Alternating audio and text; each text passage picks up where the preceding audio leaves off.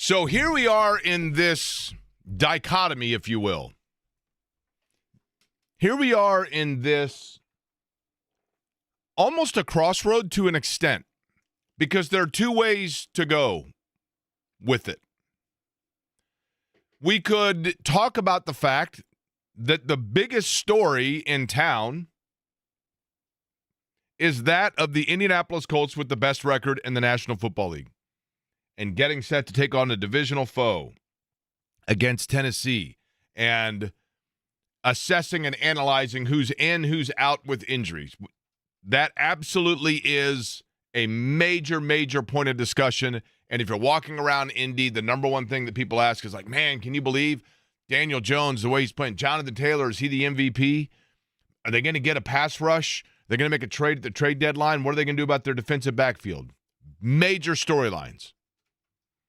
We could talk, obviously, as we have a lot, about the fact that in college football, the national story, and it's one that actually appears to be irking people across the country.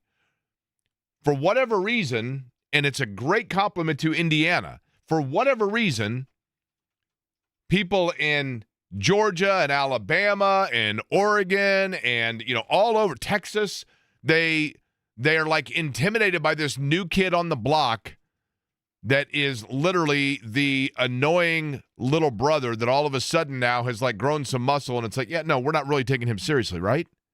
About Indiana, the best story in college football. We could be talking about the fact or rehashing yesterday our conversation with Elliott Bloom about Purdue getting set to take on Kentucky as the number one team in college basketball and doing so in an exhibition as part of a chock full of power preseason game for Purdue. And, of course, we can and will be talking about the fact that the Indiana Pacers tonight get things back underway. And what a short off season it's been. That's ultimately what you want, because it means that your season went as far as it could possibly go in the National Basketball Association. Only one other team, and it's the one that's going to be here tonight, can relate to the amount of time it took for the Pacers season last year to complete. And that's the Oklahoma City Thunder. I think most of you know that Oklahoma City won the NBA championship over the Pacers in 7 games, and the Pacers' biggest star was hurt in that game. Breaking news, the Oklahoma City Thunder won the NBA Finals last year in Game 7, in which Tyrese Halliburton tore his Achilles in the first quarter of that game, yes, to win 4-3 over the Pacers. I see, and I have to remind myself of that. I appreciate the breaking news, right? You're welcome. You are welcome, Jake. That's what we do here. We could talk about the fact... We entertain and we educate. That it's the other way around, though. We educate and entertain, right? Because we're not very entertaining. We could talk about last night the fact that I watched what I believe is basically basketball Shohei Ohtani. Victor Wembanyama, I know he's only 21 years old. And I know that last year he was out with a blood clot for the vast majority of the season. And I know that we've known about him since before he arrived in the National Basketball Association. But Victor Wembanyama is an absolutely game-changing, unstoppable force on both ends of the floor. I don't see, if he stays healthy in his career, he is going to be he is already unguardable. He is unguardable. The only thing that you hope for is that he turns the ball over, but once he gets complete feel for his ball handling skills, he had a play last night where he blocked a shot. He blocked it right to his opponent, right to his teammate, who went right back to him. He brought it up the floor himself, drove, then backed back out behind the three-point line, went between his legs, did a crossover, pulled up for a three, and was fouled. I'm going, this is a unicorn that I'm watching. I'm pretty sure he blocked that with his armpit, too. Yeah, I mean, it's unbelievable, right? Now, all of those things, and then this morning, the bombshell, and it does not relate necessarily locally, but it does to an extent, because the NBA is getting underway in Indianapolis this evening. And there are a million different ways that you can assess and analyze this, but let me break this down in very simple form. And my apologies if, in simplifying it, I am leaving out a bigger nugget or something that I should be looking towards further and beyond. And I know that from a national standpoint, and this is a local show, from a national standpoint, there's going to be a lot more said about this story than probably what we're going to get into. There's going to be more finite than what I think our audience necessarily wants to hear. But here's the thing. Finite, a class I took in high school. It's a very hard class, by the way. The FBI today announcing and arresting 3 people in relation to the National Basketball Association, not directly involved with one another and not directly involved within the same things. We will begin with Chauncey Billups. Chauncey Billups, who is an NBA head coach and, of course, a legendary player in the NBA. All of you know that. Chauncey Billups was arrested by the FBI as part of the FBI's investigation, a year-long investigation into a gambling ring involved in poker, games of poker, and facilitated by organized crime and the mafia. And Chauncey Billups was arrested within the confines of that investigation as to this ring of poker.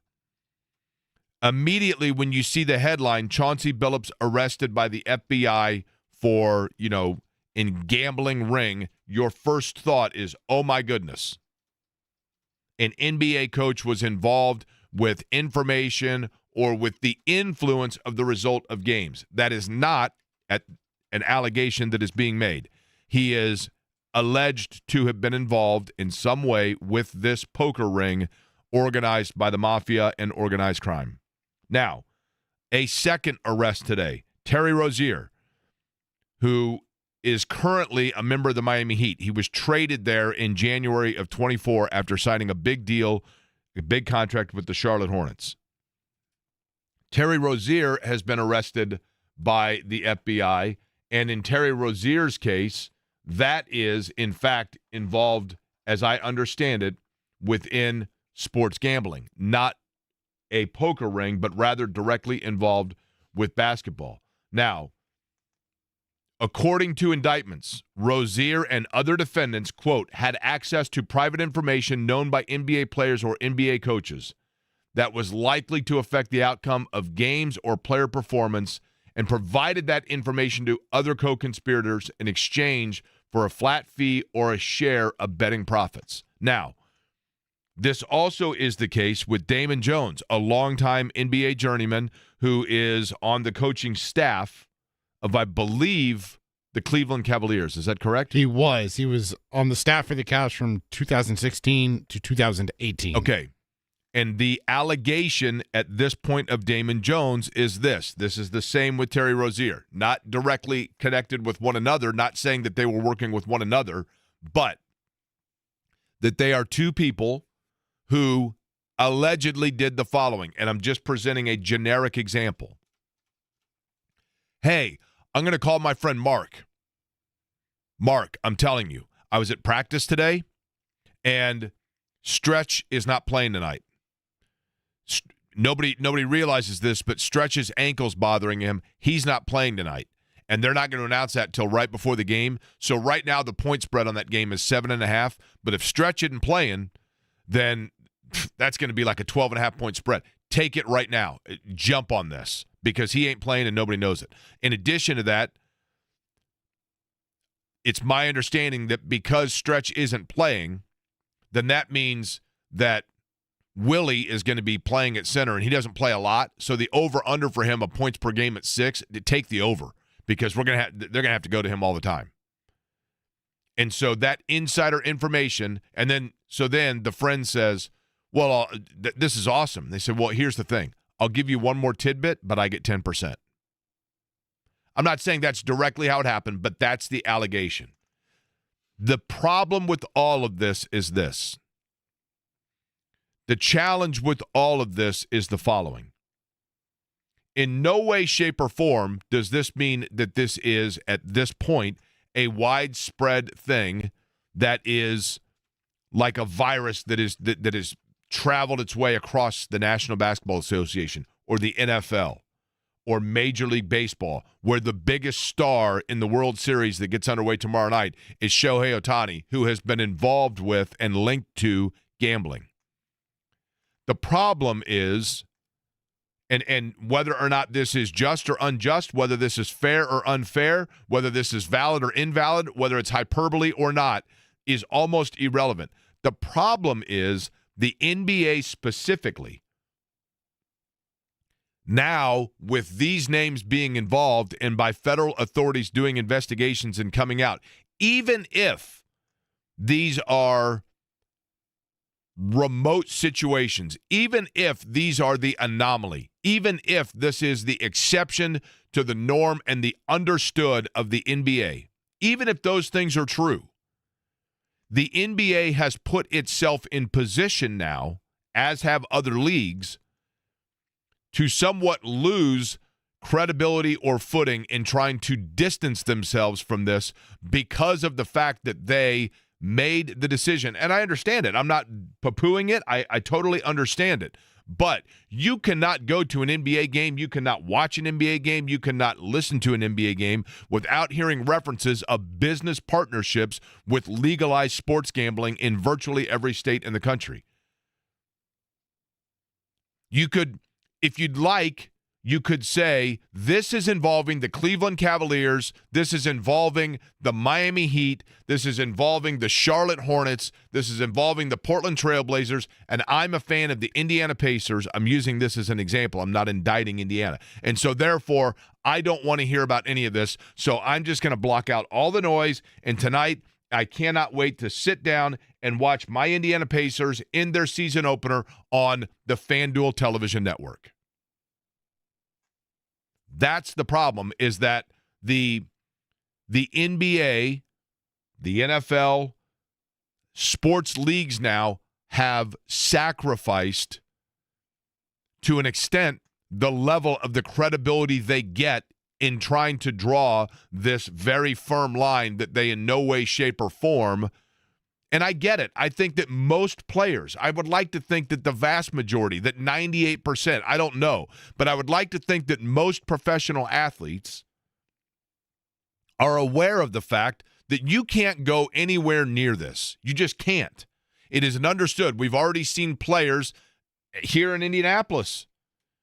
The Colts had to part ways with a young player because he was part of, and again, wasn't gambling himself on games, but he was within the facility and he was wagering on, for other people, I'm using air quotes, games that had nothing to do with Indianapolis, the Colts, or I can't even remember if it was NFL games or if it was other sports. But he was using a legalized sports gambling app within the confines of Are you the referencing Isaiah played. Rodgers? Yes. He was having other people place bets for him. But if I'm not mistaken, the big thing that got him was that they were able to see that he used the device while within the confines of the facility, and that was the violation. That is one of the parameters, though, that players understand, is that you cannot log into apps while within the confines of a facility. Not saying he was placing the wagers within the facility, but he was logging in within the facility. But there are a lot of the little small rules with this, right?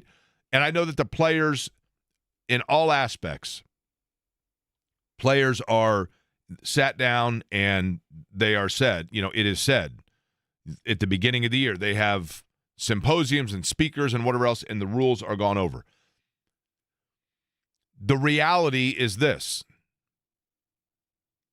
the gambling in sports gambling, I remember years ago, I worked in a cigar store. It's no longer around. It was one of the best jobs I've ever had. Might be the best job I've ever had. No offense, Eddie. Loved it. Loved everything about it. I worked at a cigar store, and in the mid-'90s, cigars were all the rage. It was like being a bartender at the biggest and best bar in the Midwest. It was awesome. I loved everything about it. And there is no place that more has, like, sport fan congregation, let's sit around and shoot the bull like a sports bar, as much as, if not more so, than a cigar store. Guys would sit around, they're smoking cigars, they're talking sports, they're talking issues, whatever. It was great. I loved everything about it. And there were a handful of customers that would come in and kind of off to the side, wink, wink, had little pull tab cards where you pick your games or you pick your parlay for the week in the NFL. And it was like, guys, if you're going to do this, you got to like step outside on the curb while you're having your cigar. And you're smoking your cigar outside because it's too smoky, air quotes again, inside here. But it was very underground and it was very like almost taboo. And even though it was out there, it was not, because sports gambling and the illegality of it was still something that it was just, it is nearly impossible to explain for people who have not necessarily been, that weren't around back then, because now it has become so, again, not only legal, but acceptable and normalized. And there was a lot of concern when all of these gambling apps came about. Not because it's just like alcohol or anything else. Yes, for people that can responsibly enjoy it, it's wonderful. But there was concern that at some point this would seep into the lives of people that would have that addictive bug, and then suddenly it would grip them, overtake them, and yet it was too easily accessible. But we are a free enterprise society, and so therefore you don't penalize the masses because of the challenge or the illness that a smaller percentage of people have. I understand that. And while we were under the assumption or the concern that these apps or the legalized gambling of it would eventually take a grip on too large a percentage of the population, what has happened first, in fact, in my opinion, is that what it has done is it has allowed, because of the business and commerce partnerships between the leagues and the apps, it has now compromised the belief and the integrity that the general fan will have about not necessarily the integrity of a game or the result of a game, but rather when a league then has to stand up and say that these are anomalies and these are the rarity within their league, what is going on within an FBI investigation, it has allowed now for people to have the counter opinion of, is it really the anomaly? How do we know? Because it is so linked and it is so advertised, and it is hard to say we condemn this when in fact then around the corner you are to an extent financially condoning it. And it's only going to get worse, Jake, because of the NCAA's ruling. I think that was today, the announcement that student athletes can now bet on sports. It was before you couldn't do it. Now you're able to, and so can staff members of people that work at, different colleges. You can now bet on sports again. I've told the story before of listen, I'm not the exception here. I mean, duh, this has been around since the beginning of time. I mean, when the caveman invented the wheel, Thor and Ragnar were betting a slice of meat on which one had the wheel that went the furthest when they rolled it down the hill, right? I mean, that's just the reality of it. It is inherently part of the human culture, for sure. But so therefore, to sit here and act like this is a new thing would be very naive. But it is an illuminated thing for the reasons that I just laid out. I mean, Pete Rose's thing was the biggest, holy cow. And as I always said with Pete Rose, the issue was not that because people will tell you, yeah, he bet on baseball, but he never bet on the Reds. Understood. He never bet against the Reds. I'm sorry. He never bet against the Reds. Understood. But what does it tell you on the nights when he wasn't betting on them? That was always the issue, right? Because you want the other thing, the other side of this. The NFL, for example, is not stupid. The NFL knows that the reason the NFL is the 800-pound gorilla is because of gambling. I mean, there are other factors, but one of the big reasons is gambling. So the NFL Why do you think it was in the Indianapolis Star in 1981 the spread was put on the Agate on the last page of the sports section? Look, Philadelphia is favored by 7.5 over Cleveland this weekend. The NFL knew it. And in addition to that, why do you think the NFL puts out injury reports 3 times a week? Why do you think the NFL has, fantasy football is a part of it, but fantasy football is indirectly, it's all kind of connected back to that. And they know and they understand. And the biggest thing that these leagues want to, now that the toothpaste is out of the tube, make sure of is that the games and the results of it have an integrity that continue to allow you to both emotionally and financially invest if you so choose. And they want you to know that what you are watching, what you're doing, what you are putting stake on has, in fact, integrity and honesty in terms of it's up to you. It's up to your expertise to whether you win or lose. And people now, if they think to themselves, gosh, I better not get involved in this because these things are already predetermined, and there are a ton of people that think these things are predetermined, and the leagues do not in any way, shape, or form want you to think that, because that then hurts the viewership, the interest, the sales, etc. But there are so many tangled webs. I mentioned the fact that today, talking about sports, we had this very clear channel that we were going to go down in terms of the river with those 3 storylines: Indiana, the Colts, the Pacers, I guess Purdue, so 4. And they were all in one big, broad river, just flowing down, called Sports Talk Radio in Indianapolis. And then this story happens, and now all of a sudden that river has forked into like 7 different tributaries. But in reality, in many ways, from a professional standpoint, when it comes to the gambling aspect of it, tributaries all flow back into the same river because of the partnerships with it. And it is you are hard-pressed to find any team, any league that doesn't have some sort of a partnership with it. I will say the one thing to add on the college aspect of this is that college athletes and school staff can only bet on professional sports. They can't bet on fellow college games.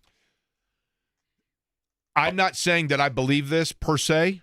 I'm not saying that I have fallen victim to this, but the thing that is the challenge, it's the same discussion that can be had when you start talking about the legal, and you start getting into political commentary, you start getting into social commentary that is both circular and at times tiresome.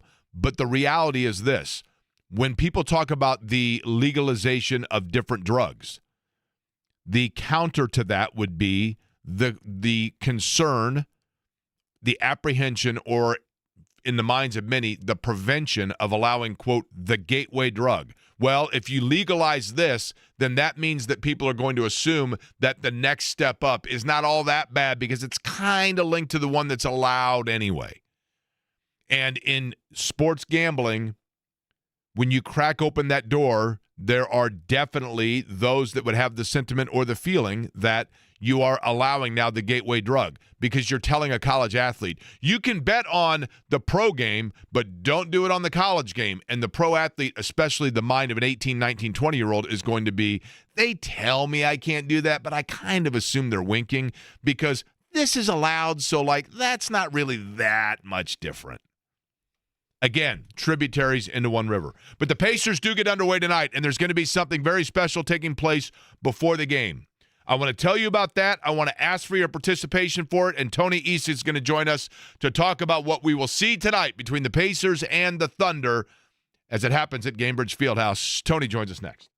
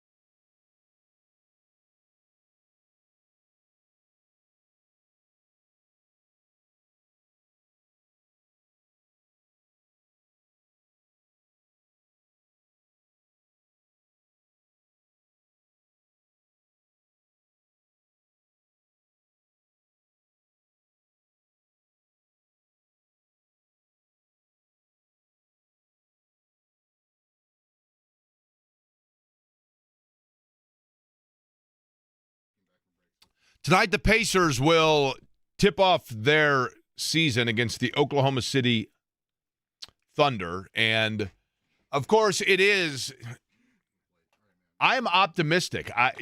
I'm not trying to be some sort of a blind, naive homer. When I say optimistic, I mean the over, under, and yes, I mean, again, gambling term, right? I mean, I get it. But, no, honestly, though,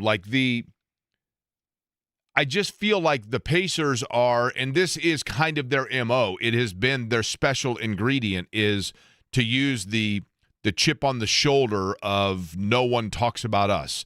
And yes, no Tyrese Halliburton. Yes, Miles Turner is now in Milwaukee. But I do think that they are still going to be a team that can find its way into the postseason and be right around 500 or better than that. And people that think that the year is just automatically a disaster play for the lottery wash, I don't necessarily agree with that. Tonight before the game, the Pacers will honor Nancy Leonard, who, and I have talked plenty about this, Tony East is going to join us here in just a second, I think would agree with me, that Nancy Leonard may be, and it's impossible to single one, because there are several.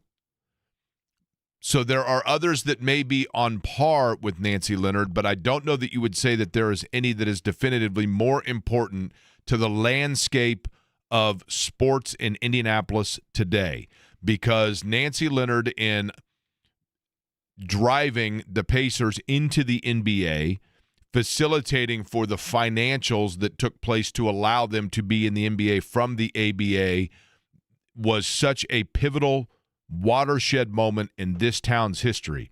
And her guidance of the Pacers, and along with, of course, her husband, Slick Leonard, but an absolute, as we talked about for 3 hours upon her passing, Nancy Leonard, this city owes a tremendous amount of thank you, gratitude towards. And so tonight she will be honored pregame, and it is requested by, and I think planned for the Pacers, that after the tribute for Nancy Leonard plays, that then a standing ovation at Gainbridge Fieldhouse is performed in her honor. And so if you are going to the game tonight, I would ask that you simply be aware of that and pay your respects and your thanks to, without any question whatsoever, one of the biggest pillars, not just for the Pacers, but of sports in this town. Tony East joins us now on the Java House Peel and Pour guest line, talking about tonight's game. And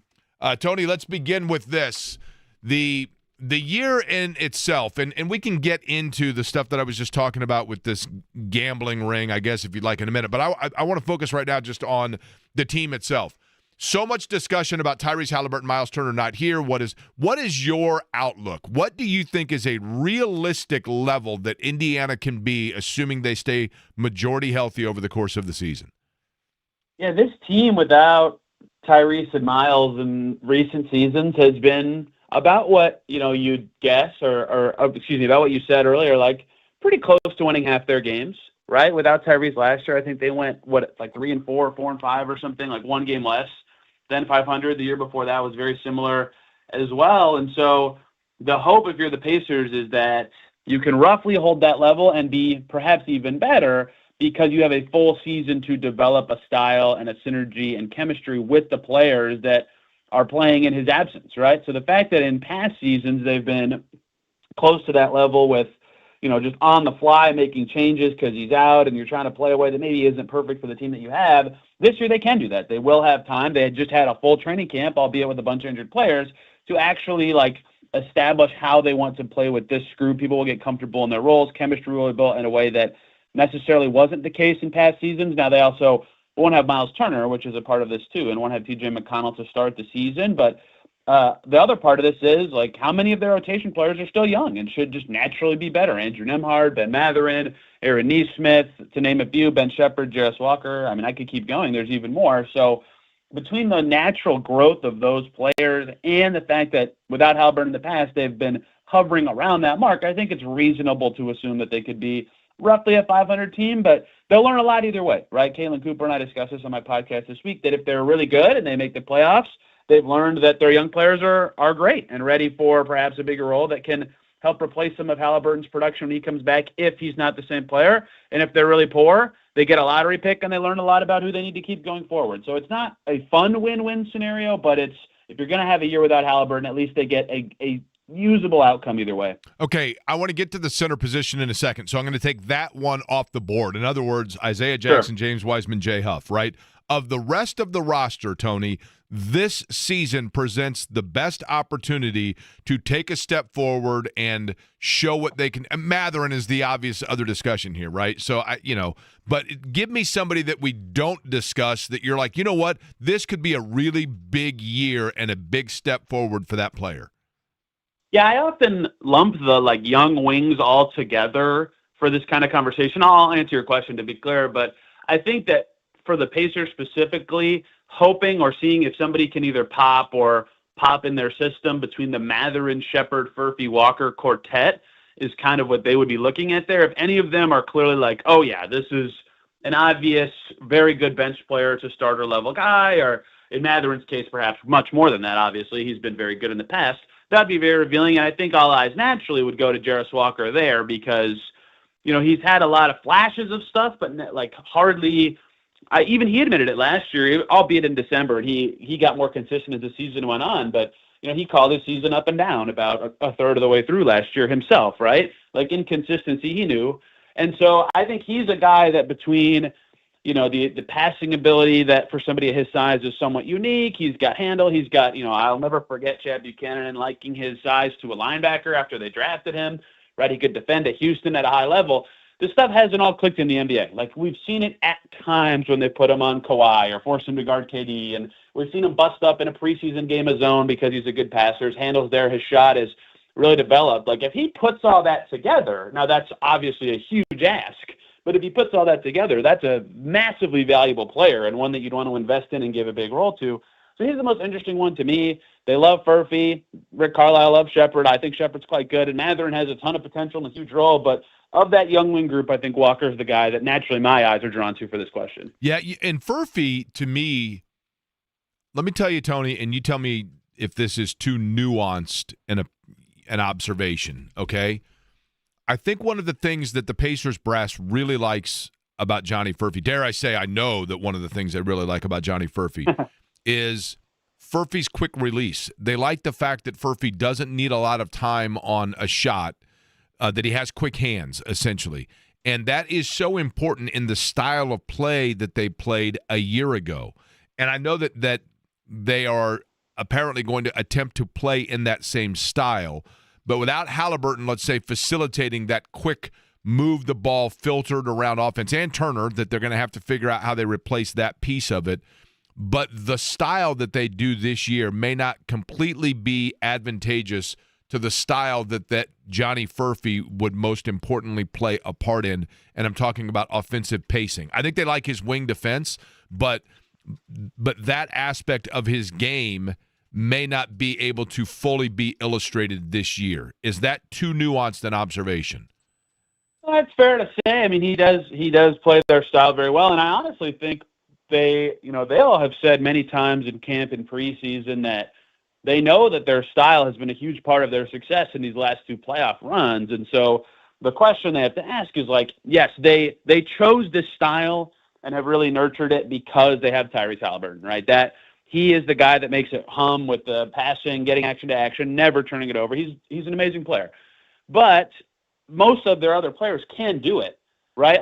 Something that makes TJ McConnell and Obi Toppin, people talk about their contracts a lot, or are they overpaid, whatever. To me, they're not overpaid because they're very good on the Pacers. They might be on the team they fit the best in the whole NBA, and their style is such a big part of their success. Those two players are quite good at it. So to bring that to Furphy, I don't really know what his perfect pace is yet because he didn't play that much last year, but he had such a nose for the ball and stuff that doesn't require pace or quick decisions and things of that nature. And so, as this season comes and they don't have Halliburton, that was a big question I had on media day, and even sometimes throughout camp is, how do they see this going from a style perspective? And I think we've gotten enough crumbs from watching them and hearing them that they hope to play just as fast. And honestly, you never know how this will actually look, but maybe even slightly faster than they did last year. We'll see if that's a good idea or not. But in the preseason, they were throwing it ahead in every transition chance, getting shots up quick, open three, immediate release, like no hesitation, regardless of who it was, for better or worse. Now, granted, they had an absurd number of turnovers in the preseason, right? And perhaps they have to reel in this pace to play correctly. But I do wonder what this is actually going to look like, because not only do they have to figure out what's the best way for these 17 players, to play, but also what makes sense to build, because they need their style to be a thing when Halliburton is back next year, right? So if you stray too far away, you're not helping your team long term. So there's a lot of balance to strike there, which is much easier for us to talk about than for the Pacers to actually do. But I actually think they're going to try, and I think it's reasonable for them to do so, to keep their pace roughly where it has been. And so for a guy like Furphy, it's going to be important to keep cultivating a quick shot and trying to play that way offensively in just his second year. And as a second-round pick, he shouldn't have a ton of expectation, even though he is potentially a good player. Tony East, by the way, is the host of Locked On Pacers. You can read his work at Forbes, amongst other places, obviously on the X-Post Twitter as well. Tony, you just actually reposted this. I want to read this for everybody and then give you an opportunity to commentate on it, if you will, or opine on it. This is from NBA Communications. Quote, "We are in the process of reviewing the federal indictments announced today. Terry Rozier and Chauncey Billups are being placed on immediate leave from their teams, and we will continue to cooperate with the relevant authorities. We take these allegations with the utmost seriousness, and the integrity of our game remains our top priority." End quote from NBA Communications. I had mentioned earlier that the NBA, unfortunately, with that last statement, has put themselves in position where there is always going to be skepticism amongst the fan base about how widespread that integrity or lack thereof may be. Your thoughts on all of it?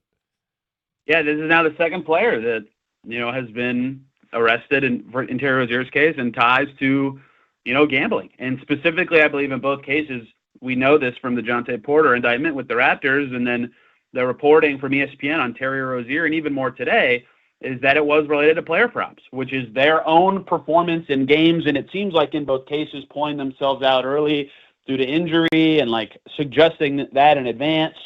This is a disaster, quite frankly, for the NBA, right? This is what they should be afraid of when it comes to gambling. Is it actually impacting the play and integrity of the game on the floor? That's very scary for them. And, the more it happens, and, I said this at the time, and I kind of regret it a little bit, but, with Jontay Porter, I think they were lucky that the first player for them was just a two-way contract guy that very few guys know of. Terry Rozier's good, or was good. He hasn't been recently, and that's a real player, who a team traded a first-round pick for him 2 years ago.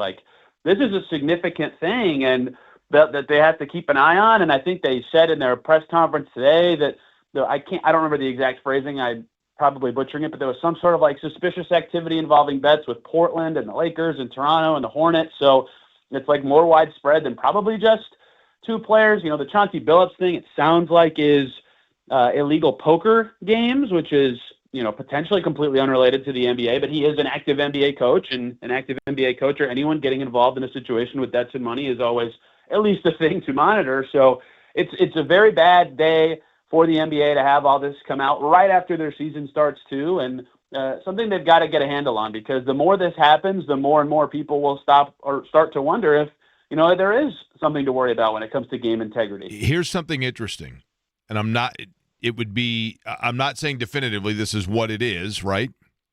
But I noticed on social media, somebody, this is always the case, right? Somebody goes back and they find stuff. There was a game last year after Terry Rozier, shortly after, I believe, he was traded to Miami, where they played in Cleveland. And there was somebody that simply posted a thing. They're like, oh, my gosh, how can a guy in the NBA be this bad? And it was a highlight reel or a low-light reel of Terry Rozier playing in Cleveland. That particular game, and I watched some of this video, and, it was, he's coming down the floor and just falling down and turning the ball over and shooting air balls.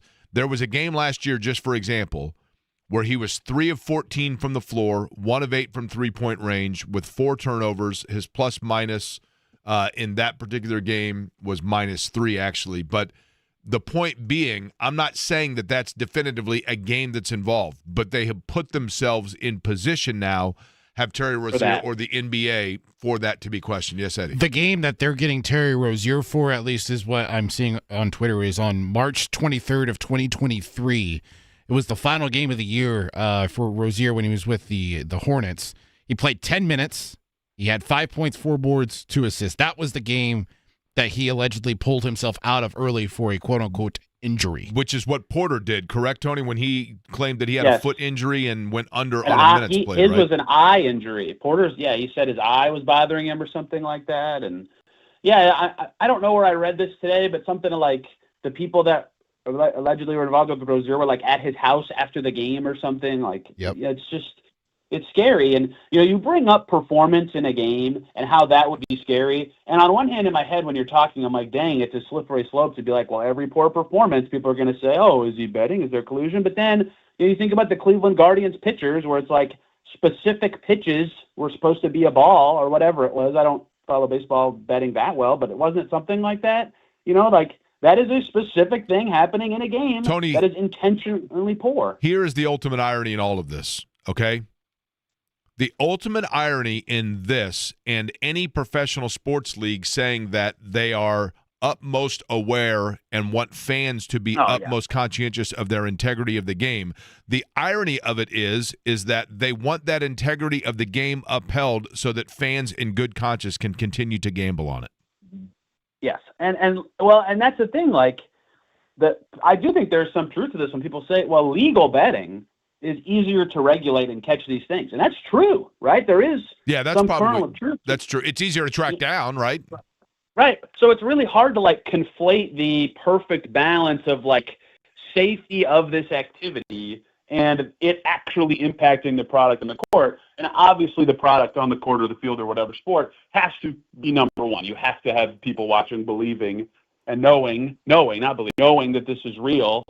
But if it's even compromised a little bit for whatever reason, you lose a little bit of that. And, at what cost when it comes to, in this case, gambling safety and things of that nature. It's a very strange thing that's happened just so fast. And everybody always laughs about now how many gambling sponsors there are. Like I was watching a clip of ESPN talking about this, and they removed the cryon on the bottom that had ESPN bet blasted all over it, while they were talking about it. It's just all so much pointing in opposite directions, and it's not good. It's not good at all. Tony, lastly, tonight when the Pacers take to the floor, and I mentioned Isaiah Jackson, James Wiseman, Jay Huff, center position, do you believe that this is going to be a season-long opportunity for all three of those to prove they're the long-term guy within the way that Indiana wants to play once they're back and all pushed in a year from now, or are they going to basically ride out with these three and then go out and get the guy that's the guy? Yeah, I think they have till February to prove that they can either be a starting level guy or close to it, or whoever the next best guy is. Congrats, you're the best backup. They're going to be looking to trade for a center because they don't have one. All these guys are career backups that they have, so it's going to be a constant kind of evaluation at that position, and they all provide different strengths, so I think you'll see them at different times. But you can tell by the money and the assets which ones they believe in the most and the least. They're all going to be fighting for that. Can I talk about Nancy for a second? Am I allowed to do that? Of course. She was the best, right? You sat close to her almost every game, correct? Correct. I mean, her smile was the same every time I saw her. Her way was the same every time I saw her. I barely knew her, and she was always happy to see me. She was always happy to be at games, sitting in that same spot. It's going to be so sad and strange to not have her at the game, and I do hope everybody is very involved, both in the moment of silence and the ovation, because, yes, Mount Rushmore of having this pro sport, any pro sports really, but this pro sports scene in Indy. Again, the Pacers are going to have a moment of silence for Nancy Leonard tonight, and then after the moment of silence and before the national anthem, so immediately following the moment of silence, then the other way. A standing ovation for Nancy Leonard tonight would be outstanding, and Tony very well said regarding her. No question about it. A major pillar within the franchise and the city's sports landscape. Tony, appreciate it, and we will look forward to talking to you over the course of the year. Yep, thanks for having me, guys. Tony East joining us on the show. We come back, we will shift gears a little bit, get you caught up on the Colts, the injury report thereof, and then a little bit after 1 o'clock, Ralph Reiff going to join us and discuss some of the one of them I have a basketball question for him regarding injuries that I think even weekend warriors will be interested in. That's going to take place about 20 minutes.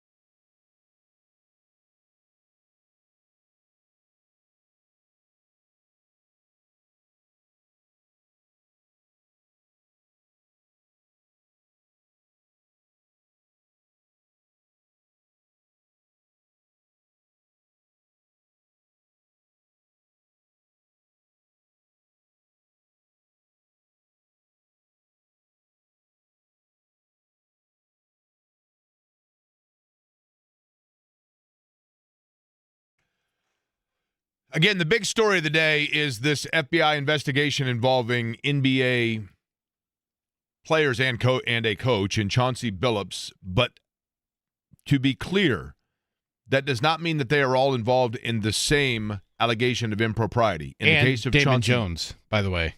Well, yeah, so Chauncey Billups, obviously head coach, Portland Trailblazers.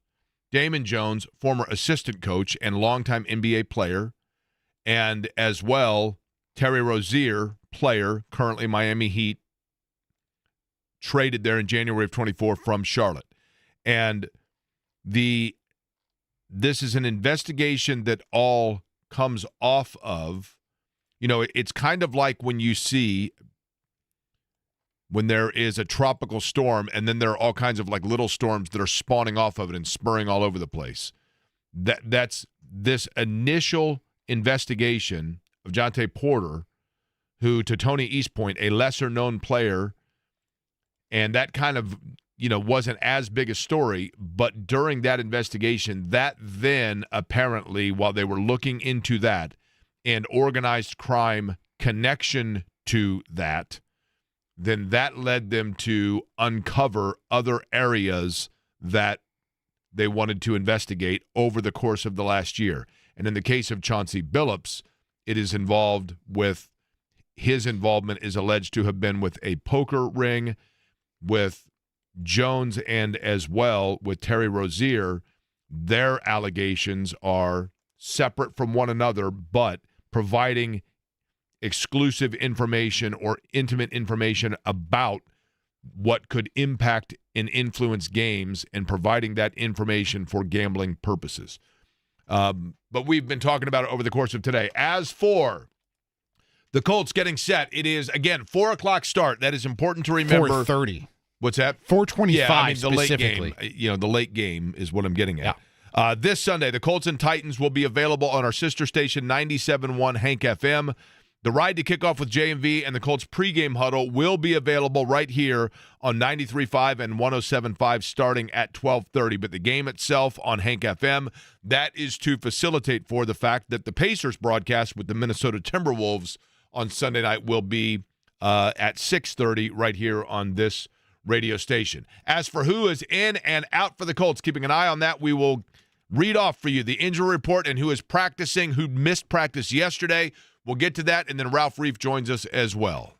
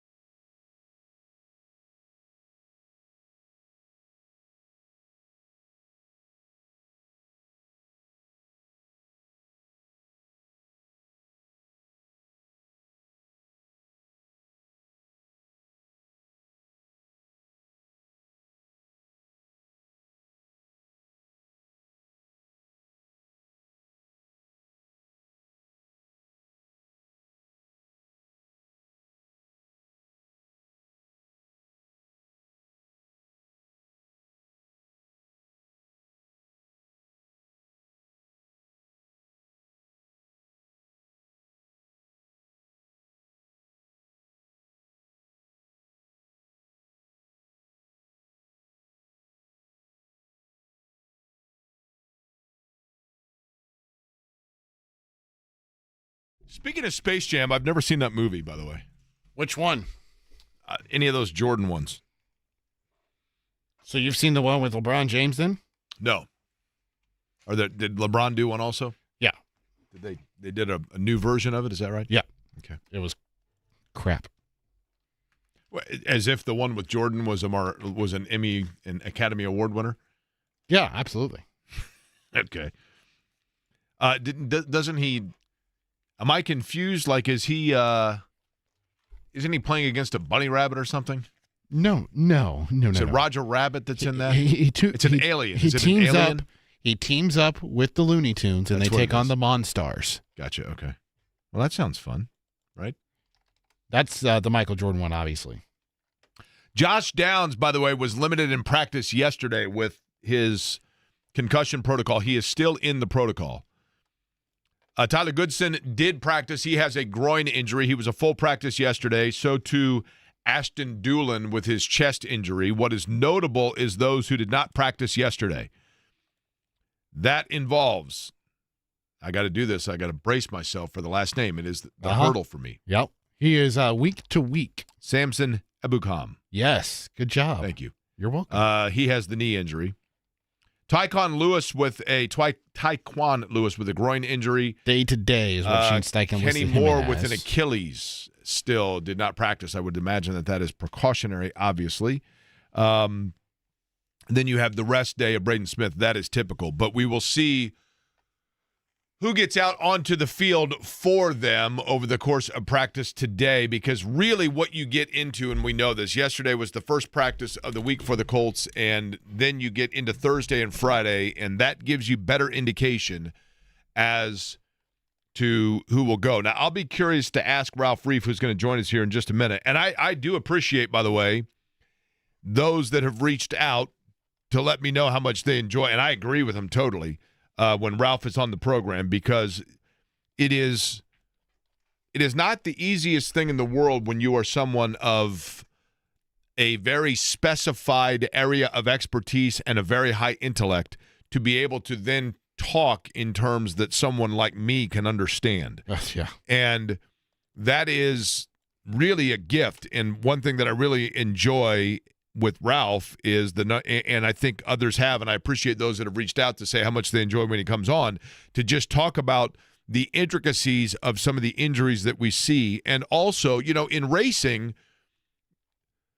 the Indianapolis 500, going all the way back to the very beginning, one of the things about the Indy 500 and about auto racing in general that we know is that the ingenuity that goes into and the innovation that goes into racing ultimately finds its way into the showroom passenger car.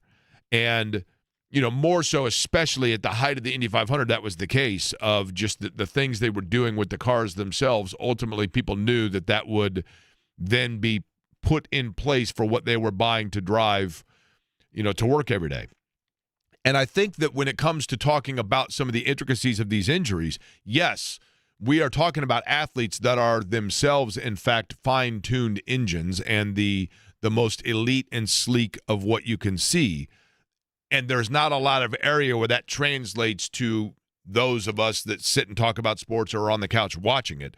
But yet it does, because sometimes, the body is still the body, and Ralph's ability to kind of connect those two things, I think, is really a special skill set and one that I enjoy, and I'm glad that people enjoy it. On the Tennessee Titans front, Jake, it was just announced that L'Jarius Sneed, top cornerback, is being placed on injured reserve, so he will be out 4 weeks. He is dealing with a quadricep injury. Jeffrey Simmons, who is their best overall defensive player along the defensive line, he is nursing an injury, and his status is up in the air. I believe he was listed as week to week by Mike McCoy, the interim head coach yesterday of the Tennessee Titans. And again, I hate saying this.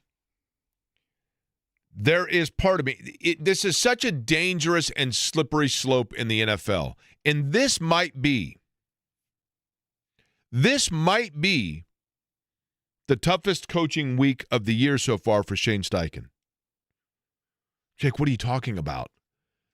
Having to decide who's going to be the quarterback was tougher than that. coming up with a game plan to win in Los Angeles against the Chargers, who are a good team, and Justin Herbert, you're out of your mind. The going into Arrowhead, you don't think that's going to be a challenge? Can you believe I was listening to the radio and this moron on the radio was talking about how the Tennessee Titan game at home, a 425 kick, was going to be the biggest coaching challenge for Shane Steichen for the year? I'm saying it with a little bit of hyperbole, but what I'm meaning by that is this. Getting your guys up for this game is probably a challenge to motivate them, because if I'm thinking it and if you're thinking it, the players, even though they're pros, even though they go through all of the pomp and circumstance and motivational rah-rah speeches and professionalism and sitting in the meeting rooms and doing everything to get ready for a game, even though they go through all of those things, they have to, in the back of their mind, be thinking to themselves, this team is terrible. It's at home. We're the best team in the league. They got a rookie quarterback. I mean, it feels to an extent like a bye week for the Colts, and I know that that's a dangerous thing to say, and it's okay for me to say it, and it's okay for you to say it. You are hoping that the team is not saying that, but you wonder if, in fact, it has to be in the back of their mind. And, stranger things have happened. And in the NFL of any league, the any given Sunday mantra is absolutely there. And, yes, at any point, any of these teams can sneak up and bite you. But Tennessee, really, at home? Getting motivated for that one? It does kind of feel like that game that you're like, hey, by the way, I've got Colts season tickets. Do you want to go this weekend? It just kind of it feels like that game. Joining us now on the Java House Peel and Pour guest line, RalphReiff.com is the website where you can read about his expertise. Again, Reiff spelled R-E-I-F-F. Executive Performance Solutions, Reiff Executive Performance Solutions, talking injuries. Ralph, I'm going to begin with this one. You ready? Yes, sir. Tyquan Lewis, has a groin injury. That always, to me, sounds like just painful, because all I know is this. I'm going to give you the Weekend Warrior, armchair quarterback, sports talk radio host definition of a groin injury. It means he hurt the inside of his leg. I mean, that's what I think to myself. Is there a specified, I guess, way or cause in which somebody more likely than not hurt their groin? Is that, like a movement, and where exactly are we talking about? Yeah, so the adductors, spelled A-D-D, as in adding something, describes the motion of those muscles. It adds the leg back to the center line of the body. So if you're in a walking stance and you stand on your left leg and you take your right leg off the ground and you pull it towards your left leg, that is adduction. And that movement, when it's outside the protection of the rest of the body, those muscles, and there are 6 muscles in the adductor group, and they're all attached to the pelvis at different points in the pelvis, up high, and they terminate down somewhere, all in different spots on the femur, mid-shaft, a little further down the femur. And so think of it as a single-arm crane that is anchored to the ground, and it's just your basic one-span crane that hooks onto something and pulls it to another direction. That's what the adductor does. And the biggest deterrent to somebody getting back into play, and has a fair amount to do with why the injury occurred to begin with, is that muscle group has a lot to do with single leg stance stability. And you see it all the time in sports. Watch the NBA game tonight and watch somebody underneath the basket getting a little off balance, and they land on one leg going for a rebound or after a shot or whatever. The adductor muscle group is very, very important in stabilizing the body so the athlete can keep going. And so so the adductor, if you will, you said basically six cables. Is that a fair way of saying it? Yeah, okay. Exactly right. Okay, exactly. So those 6 cables, the 6 of them combined are listed as groin. Is that fair?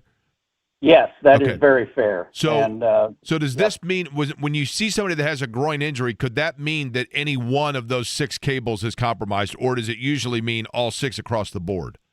nope, it's usually a combination of 1, 2, 3, 4. Rare to have all six components involved in the injury. Ralph, we just witnessed this with Caitlin Clark during the WNBA season. Right. She suffers a groin injury. I think it was on the left side of her body. Then they rush her back too quickly, and then it's the right side. I may have that backwards, but either way, if you rush this injury back, is there a chance for trying to overcompensate? Next thing you know, you compromise the other part or the other leg in the groin area. You're exactly right that compromising does occur, and one of the great challenges in sports medicine with soft tissue injuries. So the adductor muscles, the hamstring, quadriceps, soft tissue injuries, the calf, when the human body doesn't have indicator light on it, right? It doesn't have a green, yellow, red.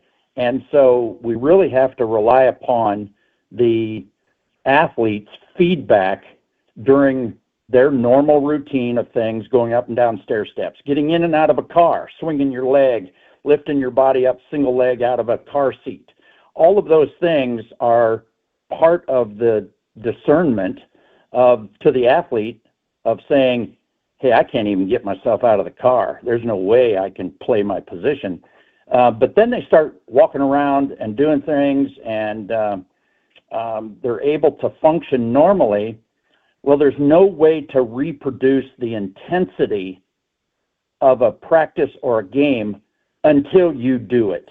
We haven't yet designed the machine or the mechanism to put somebody into a device and say, okay, we're going to replicate the speed and intensity and adrenaline of a game to see if that adductor, hamstring, quadricep is ready to go. That's always the danger. And so when you say, got him back too fast, well, that's the rearview mirror, right? But it's a very, very challenging injury. Soft tissue injury is very challenging for the return to play. And I think Kenny Moore, who did not practice yesterday, is very interesting to me. I'll just leave it at that. Okay, and I want to piggyback off that, Ralph, because Kenny Moore, I believe it's Achilles, is the listed injury on why he did not practice, correct? Yes. Okay, and so when you say it's very interesting, is that because that is an area of intricacy that can fluctuate from one week to the next?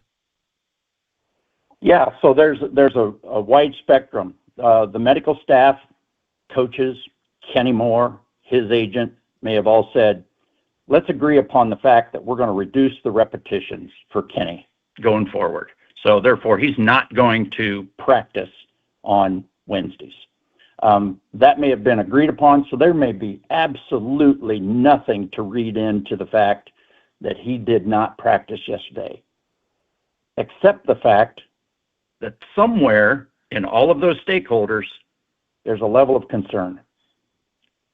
You get me? You get what I'm saying? Yes. There's some level of concern. In other words, if he was completely cleared, he's out there, right? Or he's limited or whatever else, right? I mean, there has to be. Correct. And I guess, Ralph, in tapping into your expertise here, okay, when you say there has to be a level of concern, I guess first off, are you basing that just on past precedent of example? Yes. Dealing with these injuries forever, we always have butterflies in our stomach when we put an athlete back into play with soft tissue injuries, just because, as I said before, there's no indicator light. So we don't know truly what that soft tissue is thinking, doing, how it's going to respond neurologically, all those things. So it becomes a challenge. And with that, and by the way, Ralph Reiff is our guest. He's on the Java House Peel and Pour guest line. Reiff, Executive Performance Solutions, of course, longtime athletic trainer. And to be clear, for those that, because Ralph, you are obviously somebody who has been involved with and been around the sports scene on all levels for a long time. you don't specifically work with Kenny Moore. I want to make sure that people do know that. I mean, to protect you there, but Right. you have, more expertise in precedent, like I said, than really anybody in town. Typically speaking, with an Achilles, when you said that there's no caution light there, when you see that he didn't practice and that would mean that there's a reason for that in some way, even if it is the most precautionary of things, does that seem to you to be atypical? In other words, if he had played on Sunday, typically would that mean that he is then cleared and good to go, and that's why this seems unusual? Well, let me unpack that a little bit. Obviously, he played well. I don't know how many minutes he played or opportunities on plays where, how many reps, again, going back to that, how many reps he had. But now you go, and you have Monday off, you have Tuesday off, you take Wednesday off. I see that, again, I think there might have been some very upfront with the physicians, everybody, to negotiate and say, hey, going forward, Kenny's a veteran. He knows what's going on. We have great confidence in him. He doesn't need to be out there on Wednesday. That's one way of looking at that. And just saying from the standpoint of the history of soft tissue injuries across time, when my whole career of dealing with athletes, I was begging coaches at times to give guys less reps. Sometimes we got it done, sometimes we didn't. And there's all kinds of factors that go into that. Age, experience, you need numbers for a practice, all those kinds of things. And so this just, my gut tells me that this was partially negotiated, pre-planned day off, as well as, maybe it just doesn't feel perfect to Kenny. Ralph Reiff is our guest. Let's go to the hamstring. TJ McConnell, for example, with a hamstring injury, right? I assume basically what we're talking about with hamstring is kind of the same sort of conversation as groin, just more on the backside. Is that a fair way of saying it?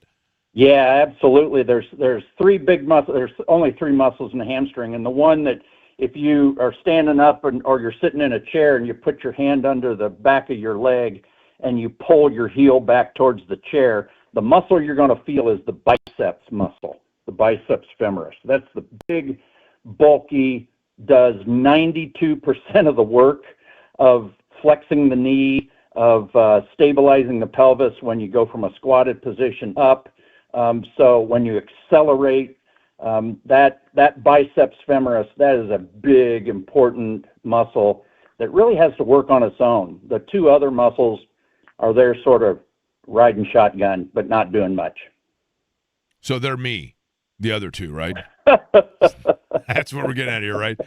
That's me and Eddie. We're waiting for the big one to show up. That's the problem here, right, Ralph? You're the big one, actually. Eddie and I are just the two shotgun riders, right? Is there whether it be, it's interesting, is hamstring and groin are the two injuries we hear the most about typically in sport. And I was curious of this. What injury, of the injuries that we hear a lot about, what is the one from a training standpoint that can come with the largest variety of ways in which it could have happened? In other words, is there an injury that you look at it and you go, you tell me what this guy's injury is, and then give me the game tape, and I'm going to be able to immediately say, yep, it's right there, because that movement right there is 95% of the time what causes it.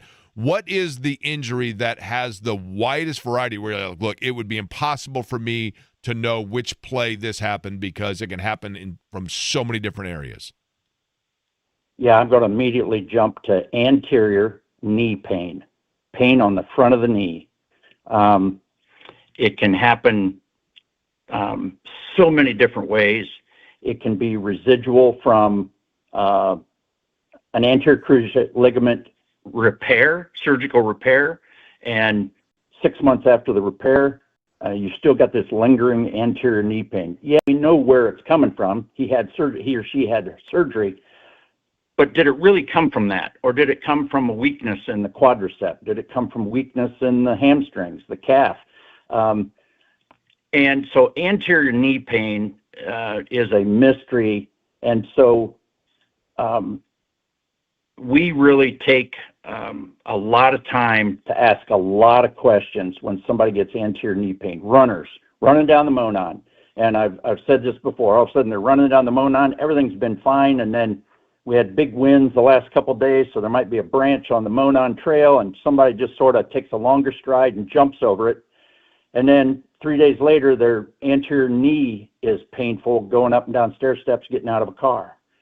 So you got to trace that back. Was it truly from that incident of a longer stride? And we say, yep, that's what caused it. Well, why did it happen? And anterior knee pain, and then we do all kinds of things. We might do injections of cortisone, you do anti-inflammatory medicines, you do PRP injections, and none of that helps.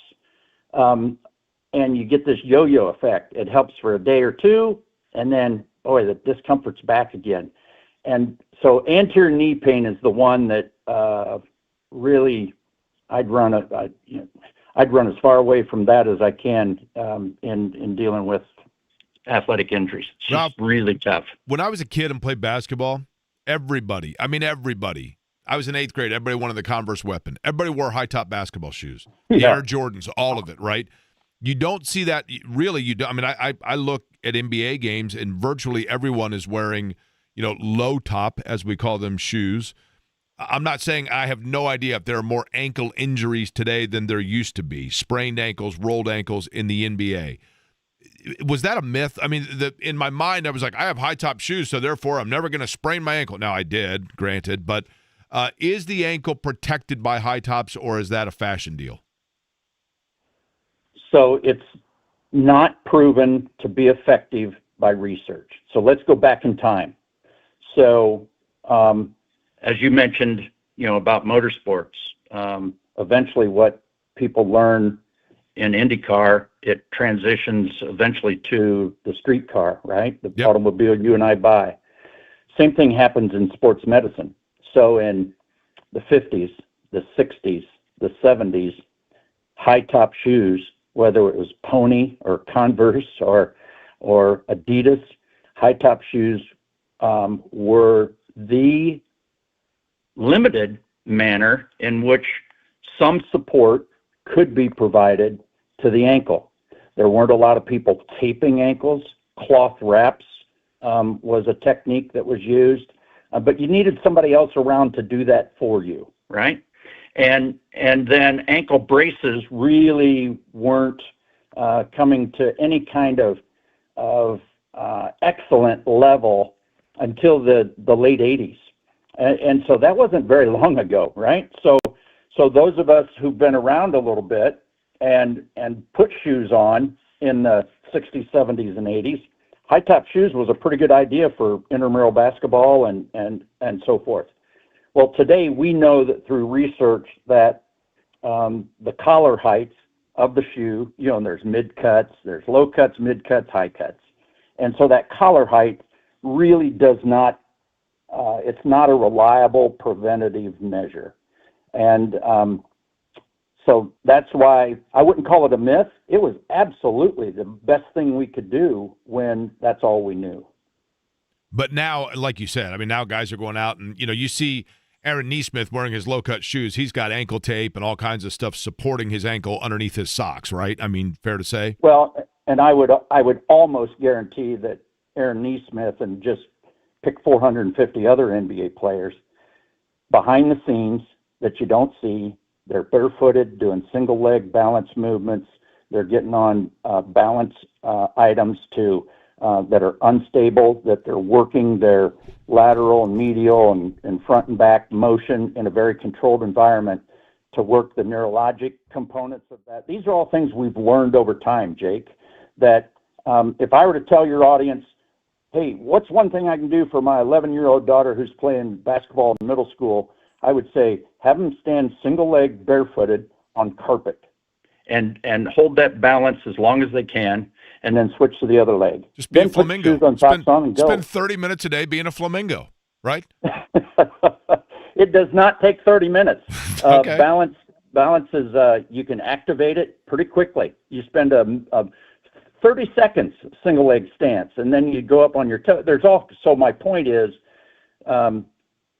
we now have exercises. We know what can be done. So when you talk about the NBA player, the collegiate players, our strength coaches at Butler, along with our athletic training staff, we spent a lot of time throughout the year working on ankle mobility, big toe strength and mobility, all to prevent ankle sprains. Ralph, the fair assumption, one thing that we know in sport, there are always going to be other injuries that pop up. And therefore, I would love to have you back on the program perhaps next week to go over those as well. And also just to let everybody know that I'm going to wear my Adidas Top 10 high tops now simply for fashionable purpose, right? But we appreciate the time as always, Ralph. Yeah. Well, it's my pleasure, Jake. Thank you. All right, Ralph Reiff joining us again, Java House Peel and Pour guest line. I smell in the air.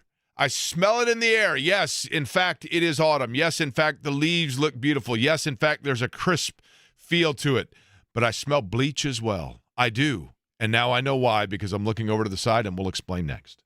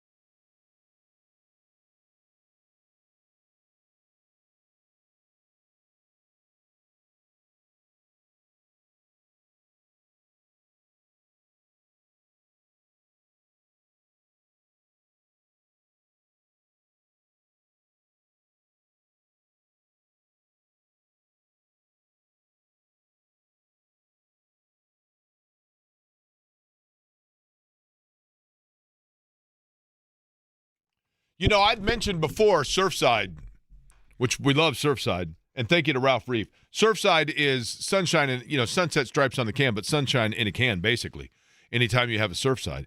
And the same is actually true of Eddie White's hair. It is like sunshine. I mean, and I know it's a natural glow, the blonde hue that is the dome of Eddie White. What are you doing in my chair? You broke this one, I heard. Yeah, I did. But that's my chair. Okay. Well, tonight it will be. Hey, let me say something first. Eddie White, by the way, is in studio with I was listening to you guys with Ralph Reiff. That is a phenomenal segment. That was a great interview. He talks to us so we could understand what he's talking about. And I enjoy. Do you remember when he and Anthony Calhoun used to do the Butler games? Oh, yeah. Absolutely. They were really good together. They had a great chemistry. They had that chemistry that you and Eddie are still trying to develop. Really, they were really, really good together. I had to get my zinger in before he kills me. The thing, Eddie, yes, sir. Eddie White, that I enjoy about Ralph, to your point, I do think it is so important for parents that have kids, because everyone's kids now are playing. And Eddie, it's so different than, I know, you know this as a parent and as the husband of a coach. You have kids now that are playing year-round sports. I mean, if you're a basketball player, you're not just a basketball player now in the wintertime. You're playing year-round. And one of the things I think is important as well, part of it, not just from a competitive standpoint, but also from a balance of body standpoint, is I think we still need to get kids playing multiple sports instead of specifying one. Jack Doyle was on your morning show today, and he said something about a line that I've heard a million times from a million people: play as many sports as you can for as long as you can. And as a father of a son, we went through the whole thing. That's what used to upset me about the Carmel Dads Club. I mean, at 8, 9 years old, these men are telling me I have to pick one sport and one position for my son. For every Rajiv Ram, there's probably 10,000 kids at Carmel who played tennis and then didn't play again maybe after high school. Here's the other thing that I always find fascinating. And when I ask this, like a lot of questions I ask, people say that's the dumbest thing this guy just asked. And then you hear the answer and you go, well, wait a minute. And that is, I ask professional athletes often, hey, what was your favorite sport growing up? And Eddie, I kid you not, probably less than 50% of the time is it the sport that they're getting paid to play. You know what I mean? I would bet you, Tim Duncan was an unbelievable basketball player because of his footwork that was built for him playing soccer, and then range of motion through swimming and whatever else. I would bet you that there are guys on the Pacers roster right now that if you asked them would say they actually baseball or football was their favorite sport, right? Jack Doyle this morning said his favorite sport was basketball. Olajuwon always said his favorite sport was soccer. Caitlin Clark has said her favorite sport is soccer. So you're 100% right. So why should we at 9 years old tell a kid you could only play first base? Oh yeah, and this is what I was told when my son was 8 or 9. All of our first basemen are left-handers. That's how we do it. And I said to the guy, wait a minute. I went to the All-Star game last year. That's when they had 3 of each. And I said there were 6 first basemen in the Major League Baseball All-Star game. 5 of them were right-handers. So is Major League Baseball right, or is the Carmel Dads Club right? And, play as many sports as you can, try different positions, and just have fun. And you're right, because these bodies are still growing, and what kills me, and this just drives my wife crazy, is there's girls that play soccer, they play club, then they play high school. When their high school season ends, she'd have a state championship game. That following Wednesday, her kids were already playing club. And she's like, when do you rest? No wonder you're doing MCLs and ACLs. You got to shut it down and rest and play other sports and let the body grow and let the bones develop. That baked tilapia at MCL is fabulous, though. And then you get a cinnamon roll afterwards. Awesome. Okay, right? Let's talk about the Pacers. Hold on. Okay, so do you got time to stick around real quick? Yeah. Okay, because here's the thing. We have a couple of things that people need to know if they're going to the game tonight, including one way they're going to look great, which I need all the help that I can get in that regard. And then number 2, something that I think is going to be like the most important 2 to 3 minutes of the season for the Pacers tonight. And I want to get to both of those with you if you got time to stick around. Absolutely. All right, Eddie White's with us. We'll get to that next.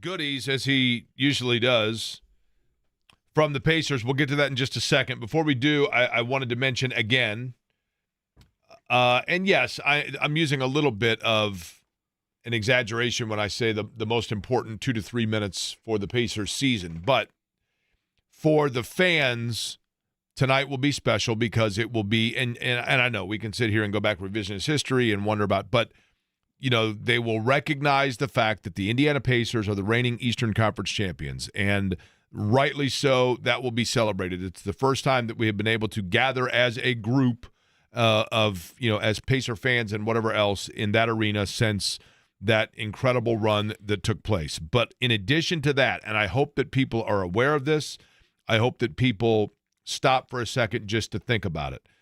But I've mentioned many, many times that there are several people in the lore and the history and the foundation of sports in this city that have been major pillars. And yes, there are others that might have been as important. I don't know that there are any that were more important than what Nancy Leonard did for the solidarity of the Pacers franchise transitioning from the ABA into the NBA, both from a financial and also just a viability standpoint. And then that facilitating towards everything that we talk about today. The Lucas Oil Stadium, because of the fact that the Colts are here and the Super Bowl's been here and Final Fours have been here. All of that can be traced back to this city being able to show that it can be a professional big league sports city. And that is largely facilitated by the vision and the execution of Nancy Leonard.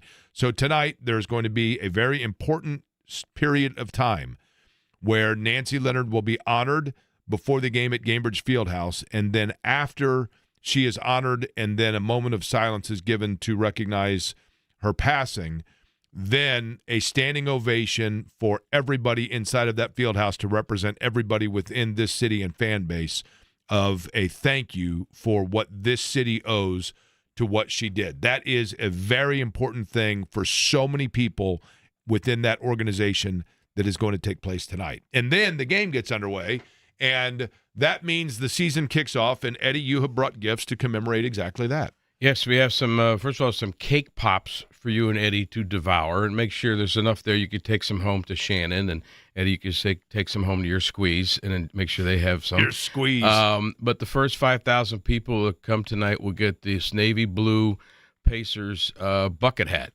And you look good in a bucket hat, Jake. I'll tell you, you look good. I could see you walk around Brussels in that. You look good. It's the Oasis fan in me right there, right? Yeah, I'm not going with you on that one. To add to what your thoughts about Nancy Leonard, and it was so well said, she had the idea for that telethon.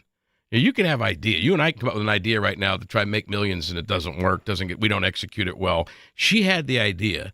The city executed it with her and a whole bunch of people, and that led to you guys be talking sports today, and the Pacers, the Fever, the Colts, the NCAA, all that stuff. If she doesn't have that idea, my God, I don't want to think what we have here. And she certainly, there's that wall by the Morris Bicentennial Plaza that has all the people who have passed, who've made imprints on the state of Indiana. People have passed recently, like Jim Irsay and Nancy. Soon, both of their faces should be added to that wall. And obviously there are those, like I mentioned, you can go back, Eddie, and I mean, so many avenues of this do go through the Pacers themselves. I mean, Jim Morris, having the vision of the city itself, and and then Dick Lugar in Market Square Arena, and moving in, and of course the Simons, we know. I mean, many of them, but yes, and the anomaly at the time for a female executive within sports. I mean, that alone, right, to be able to stand up and overcome probably many of the stereotypes that took place there. I mean, just an absolute giant within this community. Did I ever tell you the story she told me once about when she was really young up in South Bend? Her dad was into baseball and some other things, and these traveling baseball teams used to come through, and her dad was involved in it. And this one time, this African-American player was coming through to play, and the hotels in South Bend would not allow him to stay at the hotel. So Nancy said that my dad said, well, you're going to stay with us.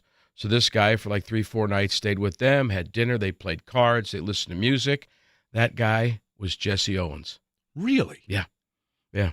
Yeah, she told me that story. I couldn't believe it. She was just you knew her well. You always sat next to her at the games, and she was just a wonderful person. And they were like the perfect mix because they were not alike.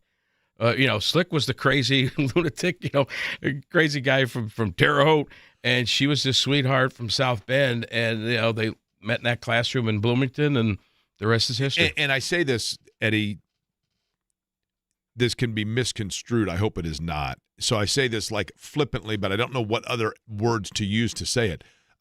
Nancy Leonard was the one person that Slick Leonard deep down, like, I'm not going to say was afraid of, but like knew that he had to fall in line with, right? Absolutely. I mean, you know what I mean? Like his last 10, 15 years, he wasn't supposed to smoke. But not the last 5 years of his life, but maybe 10 years before that, he would sneak out in that smoking area. He'd meet Darnell, and he'd sneak a cigarette, and then later on, he'd have to hide him around the house, and she would find him behind like an old IU basketball in his trophy case. Bob, what is this? He goes, I think that's Neto's. He was here last week. Yeah. She knew it was his, but yeah, you're right. You always fall in line. I mean, you do what Shannon tells you.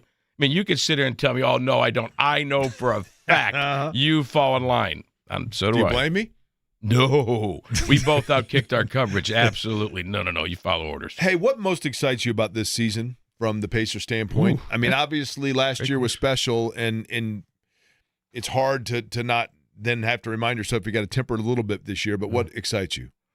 That's a great question. I wish I had $1 for every time you interview somebody and they say, hey, that's a good question. I've never been asked that. So that's a tip of the hat to you. I'm not going to say anything nice about you ever again. And the bucket hat. And tip of the bucket hat. I think it's just, because I've been around so long, to see who steps up. Because obviously there's holes to fill. There's Miles Turner's hole and, of course, the Halliburton hole. But who steps up either to fill the void for points, leadership? If we lose 7 in a row, who's going to be that person that kind of becomes the leader? Halliburton's still going to be there. I mean, he'll still be vocal. But, I mean, who's the person, does Mathurin have that year that we all think he maybe is capable of having? Is it one of the guards? Is it one of the big men? Does Jackson have a great year? I don't know. I think that's what I'm most looking forward to, is to see who steps up to make us the most competitive team we can be. By the way, this chair in the studio here, people can't see it. Eddie White is joining us here in studio, and there are 3 chairs in the studio. It's basically a half circle, desk here that we sit on, and the middle seat that I normally will put things in is completely broken. Mm-hmm. I mean, it needs to go Certainly in the trash. Mm-hmm. And Eddie Garrison, you were telling me that word on the street is that this is a result of Eddie White, correct? That's what I heard, yeah. It's fake news. It is absolutely fake news. I think it's a leftover maybe from the Stasiak years, but it's not. Now, let me ask you a question. You mentioned the 3 chairs that you use, one for storage and the other if you have a guest like me, and one for you. And, of course, Eddie has his. What do they do for the morning show? They bring in bleachers? I mean, where do they put those 10,000 people for the morning show? They have like 900 people on it. Those bleachers? They do. Lucas Oil? I mean, where do they put that? It's a peanut gallery is what it is, It's right? certainly a gallery. It is exactly that. All right, Yep. So tonight, tell me again the hats. Okay, the hats for the first 5,000 people. Remember, the start of the ball game, usually we start at 7. Tonight it's 7:30. Doors open at 6:30. There'll be stuff going on outside of the Morris Bicentennial Plaza about 4-ish. And you're right, be in your seat early because not only the acknowledgement of the Eastern Conference Championship, but the special celebration for Nancy Leonard. And it's gonna be ESPN's in the house. Of course, Quinn and JJ and Chris will be on the call, and of course Mark Boyle, 38th year, teaming up again with Eddie Gill. Pat Boyle will have the pregame here at 7:00, and of course when it's all done, the 2 Eddies, Mr. Garrison, Mr. White, we come together to present the world's greatest postgame show. That being Pacers Overtime. Now, that postgame show, usually you're energetic on that, right? Sometimes. I try to, I'm kind of a introvert. I'm kind of a mellow, flatline type personality. So sometimes I turn it up. Yeah. All right, everything getting underway tonight for the Pacers in Oklahoma City. Eddie, appreciate the time as always. Appreciate the always the good hat to as see well. you. And I meant that was one hell of an interview with with Mr. Reiff. That was Ralph a great Reiff, deal. indeed. That will be up on the podcast. We ask that you wait until after John's show to, of course, listen to that because we want you listening to the program, and then you can listen to the game tonight, too, so whenever you can fit that in. But appreciate it very much. We come back. It has been a busy day of news in the NBA. We will get back into that, and then Matt Taylor going to join us. He does that in 35 here, Query and Company on the Fan.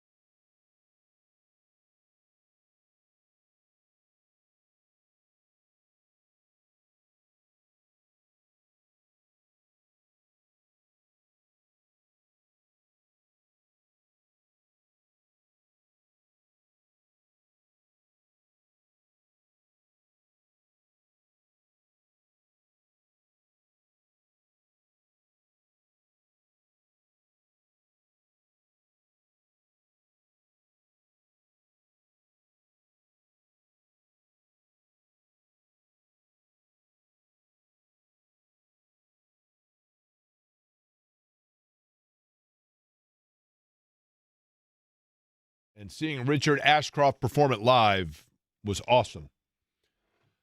It is a Thursday. How are you? My name is Jake Query. Eddie Garrison, the other voice you hear on this program. We Jake. call it Query and Company here on 93.5 and 107.5. The Fan. Couple of quick I'm doing well, Jake. programming notes. How are you? I'm well, thank you. I look forward to tonight for the game. And then, of course, on Sunday, the Colts and Tennessee Titans. Matt Taylor going to join us, voice of the Colts, in about 25 minutes. But the game will be heard on our sister station, 97.1 Hank FM. That is and the Ride to Kickoff with JMV and the Colts pregame huddle will be on that station, but also right here on The Fan. So you will be able to hear the pregame coverage as normal here on The Fan. Then once the game kicks off, you'll want to go to our sister station, Hank FM. That is because the Colts game, keep in mind, on Sunday is a 4:25 kick. At 6:30, the Pacers and Minnesota Timberwolves can be heard with Mark Boyle, Eddie Gill, Pat Boylan, right here on this radio station on The Fan at 6:30. So Colts game, Hank FM. Pacer game, The Fan. Pregame, both. Easiest way to say it. The big news today in sport, and let's get back into this, and it is a story that not only has webs that spawn off of it in multiple directions, but in addition to that, I think it is entirely possible that what we are seeing is just the beginning of this story, but we shall see. But let's go back to, and I'm just going to speak generically in terms of time frame here, but I believe it was last season when you had a player for the Toronto Raptors, Jonte Porter, who was not a mainline player, a very auxiliary player in the NBA, but was being investigated for involvement within sports gambling on what's called a prop bet. And for those that are unfamiliar, and I would think it's a small percentage, but that is, yes, you can always go and just simply say, hey, I think Team A will win the game over Team B, and I'm going to put $50 down on that. That would be the money line. Within that game itself, there are other things that you can bet on. I believe that Smith will have more than 50 yards rushing. I believe that Johnson will have fewer than 20 points, etc. Those are prop bets. And in the case of Jonte Porter, there were, and a lot of times this is what happens. A lot of times the whistle gets blown on this because suddenly there is a huge amount of activity of wagering taking place on the prop bet of a very small player or a player that doesn't typically have a lot of money that is placed on them. And then all of a sudden, out of nowhere, it's like, whoa, wait a minute. 47 times the number of bets that normally take place with this player now is suddenly coming in. There's $200,000 on, Right. And so that's what sets off alarms. And in that particular case, it was number of minutes that he would play in a game. And then he took himself out of a game with an apparent or alleged injury. That began an investigation of gambling and wrongdoing within the NBA internationally, or I should say nationally speaking. Today, a year-long investigation of gambling in basketball led to the arrest of 3 different figures within the NBA. This was done by the FBI. And this is not to say that these 3 players are all involved within the same scope of wrongdoing. So these are different investigations and allegations. We will begin with Chauncey Billups, who is the head coach of the Portland Trail Blazers and, of course, was a great player for the Detroit Pistons. Chauncey Billups was today arrested for connection to a ring of fraud that takes place or has been taking place allegedly involving illegal poker gambling, and Chauncey Billups was apparently involved with this. And that illegal poker gambling ring is facilitated by, allegedly, or connected to organized crime and the mafia. And the FBI, in their range of arrests, arrested Chauncey Billups. In addition to that, today, the following two individuals were arrested by the FBI. Damon Jones, who was a journeyman in the NBA, he was a 10-year player, and most recently, from a coaching standpoint, was a member of the assistant coaching staff of the Cleveland Cavaliers. He was arrested for lack of a better phrase, sharing info. So in other words, he is alleged to have gone to people and said, tonight in this game, you should really pay attention to how few minutes so-and-so plays. Or, hey, so-and-so is hurt, and so the guy, we don't know what the specific things were, but essentially he was arrested for providing inside information to those that would wager and gamble on games. Terry Rozier, who was a player for the Miami Heat, he spent the majority of his big payment years with the Charlotte Hornets because he got a big contract with them, was traded to Miami in January of 24. He has been additionally arrested by the FBI for having co-defendants or co-conspirators where he was giving them information. There is no direct, at this time, to my knowledge, implication that he was himself altering games or throwing games. There have been, interestingly enough, there was a video that was sent out on social media shortly after he got to Miami of a game where, it does look like, if you've ever seen the movie Blue Chips, in the movie Blue Chips, there is a player that was, this is fictional, of course, that was charged with point shaving, intentionally throwing games. And in that, they pull a game footage where he's coming down the floor and he trips and falls and the ball goes out of bounds, or he throws the ball out of bounds. Someone a year ago had posted a thing of Terry Rozier, of all people, and it said, I had no idea you can play this poorly in the NBA. And when you look at it, I'm like, this looks like the Blue Chips video. There has not been immediate link to Terry Rozier in that regard. What I'm saying is this. This leads to, yes, Eddie. On the Terry Rozier front, I just wanted to make sure you're aware of this, and so is our listening audience. During the investigation, the FBI states that Terry Rozier told his conspirators that he was going to leave a game early on March 23rd of 2023 with an injury.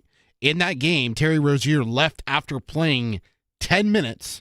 The defendants then placed more than $200,000 of wagers on the unders for his prop bets, with Rozier leaving the game just after 9 minutes. Those bets paid out tens of thousands of dollars in profits, and the defendants and Rozier counted the money in Terry Rozier's home. Okay, so see that, again, that flags it, right? Because they're like, he let them know, hey, here's an easy way for, so yes, in that area, he is affecting to an extent the outcome of the game.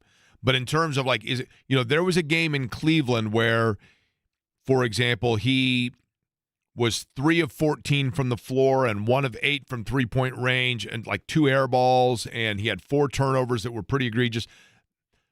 What I'm saying is this.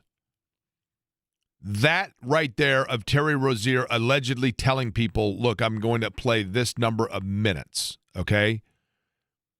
The NBA, and to a great extent the NFL, and I think ultimately it is my prediction this will bleed into other areas and other sports that investigations will take place. But the NFL, the NBA, Major League Baseball, I understand it. I understand the partnership from a business and commerce standpoint with legalized gambling apps. I understand it. We work in sports talk radio. A large part of sponsorship of this radio station and this industry has been facilitated by those businesses. And it is true. We live in a free market enterprise. We live in a free country where, yes, there is addiction that can impact and adversely affect many, many people when it comes to the access to legalized sports gambling. The same is true of alcohol and other areas where the vast majority of people are able to enjoy and utilize those things without it adversely impacting or affecting their life. And then, unfortunately, other people have the gene of an illness that leads them to an addiction to it, and it goes down the wrong path. But we live in a world where we don't forbid the majority of people because there are those that are negatively impacted. We can spend 5 hours over whether or not that should or should not be the case. That is the reality of the world that we live in. My point is simply this. The NBA, the NFL, and other sports properties, the NCAA for that matter, they can and now will have to let all of us know and preach to all of us and ask for all of us the understanding of the fact that the purity of their game is of the utmost importance, and that the integrity of their game is of the utmost importance, and that it is imperative that you as a fan, you as a ticket buying member, know that what you are seeing before you is legitimate athletes. And I understand and I appreciate that viewpoint and that the importance of that understanding. However, the difficulty and where we are now in 2025 as a society is it is difficult for the vast majority, I think, I shouldn't say the vast majority, that's an unfair statement, but it is difficult for a lot of people to take seriously leagues that publicly condemn this and publicly ask us to understand their integrity and their purity, while then at the same time promoting and hoping that you were able to watch the game that night on the FanDuel television network, or you were able to enjoy the broadcast on the Bet365 broadcast, or you're able to look at the scoreboard during the game brought to you by DraftKings. That is not to say that these businesses are bad. That is not to say that that partnership shouldn't be there. But these leagues have now allowed themselves, and they had to know when the partnerships began that they are allowing themselves to then let the fan base question the purity of their statement. They have put themselves in position now to know that eventually their credibility is going to be questioned by a large group of people, that many of which think already that the fix is in on games. People think that. I'm not saying that's reality, but there is definitely that perception that is present. And it becomes increasingly difficult, and I don't know that anybody has the definitive answer as to what the proper line is here. But the other thing that comes into play is this. The NCAA yesterday announced that they are allowing Division I, II, and III athletes to gamble on other sports. Professional sports specifically. And that's fine, right? This is where that gets blurry. And I know for a fact this has happened. It's on record. There are programs in the past, college programs, that have been involved in point-shaving scandals. And what you find out is it is not that there are rogue players that are saying, you know what? I don't like this school. I don't like my coach. I'm going to bring down the whole thing, baby, and I'm going to get paid while I'm doing it. That's not exactly what happens. What happens is this. And believe me, this happens in the private sector, the public sector, all over the place. What you are doing by allowing Division I, II, and III athletes, people between the ages of 18 and 22. I was a professional knucklehead at the age of 18, 19, 20. I was a knucklehead until I was like 30. I made poor decisions. I wasn't a bad kid. I was a good kid that made bad decisions. And I think the vast majority of people between 18 and 22 that make bad decisions, they're probably good people. They just make bad decisions. That's part of growing up. But you have young people that you are now allowing to make wagers on their favorite professional sports team. Cool. Two things come into play. Number one, if they're a high-level Division I athlete, there is the very high possibility that they have a former teammate or friend that is playing professionally. Bingo. Hey, I'm playing for State U. I'm Braden Smith. I played, years with Zach Eaton. Hey, Zach. Well, I don't want to. I don't want to. Yes, I don't want to mention any specific names. I know. In protection here. I understand. We're just using example here. But you play at State U, and you played with Andy for 4 years. Well, not for 4 because Andy's a year ahead of you. But you played with Andy, and Andy is now playing professionally for the, whatever. The big city team. And you talk to Andy all the time. And Andy goes, yeah, we got a game coming up. Dude, you should have seen it practice today. Johnson, he clearly is hurt.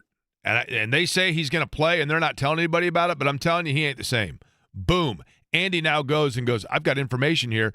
I'm going to bet against Johnson, or I'm going to bet against the team. Now, the other thing, that's area one where this becomes murky and slippery, right?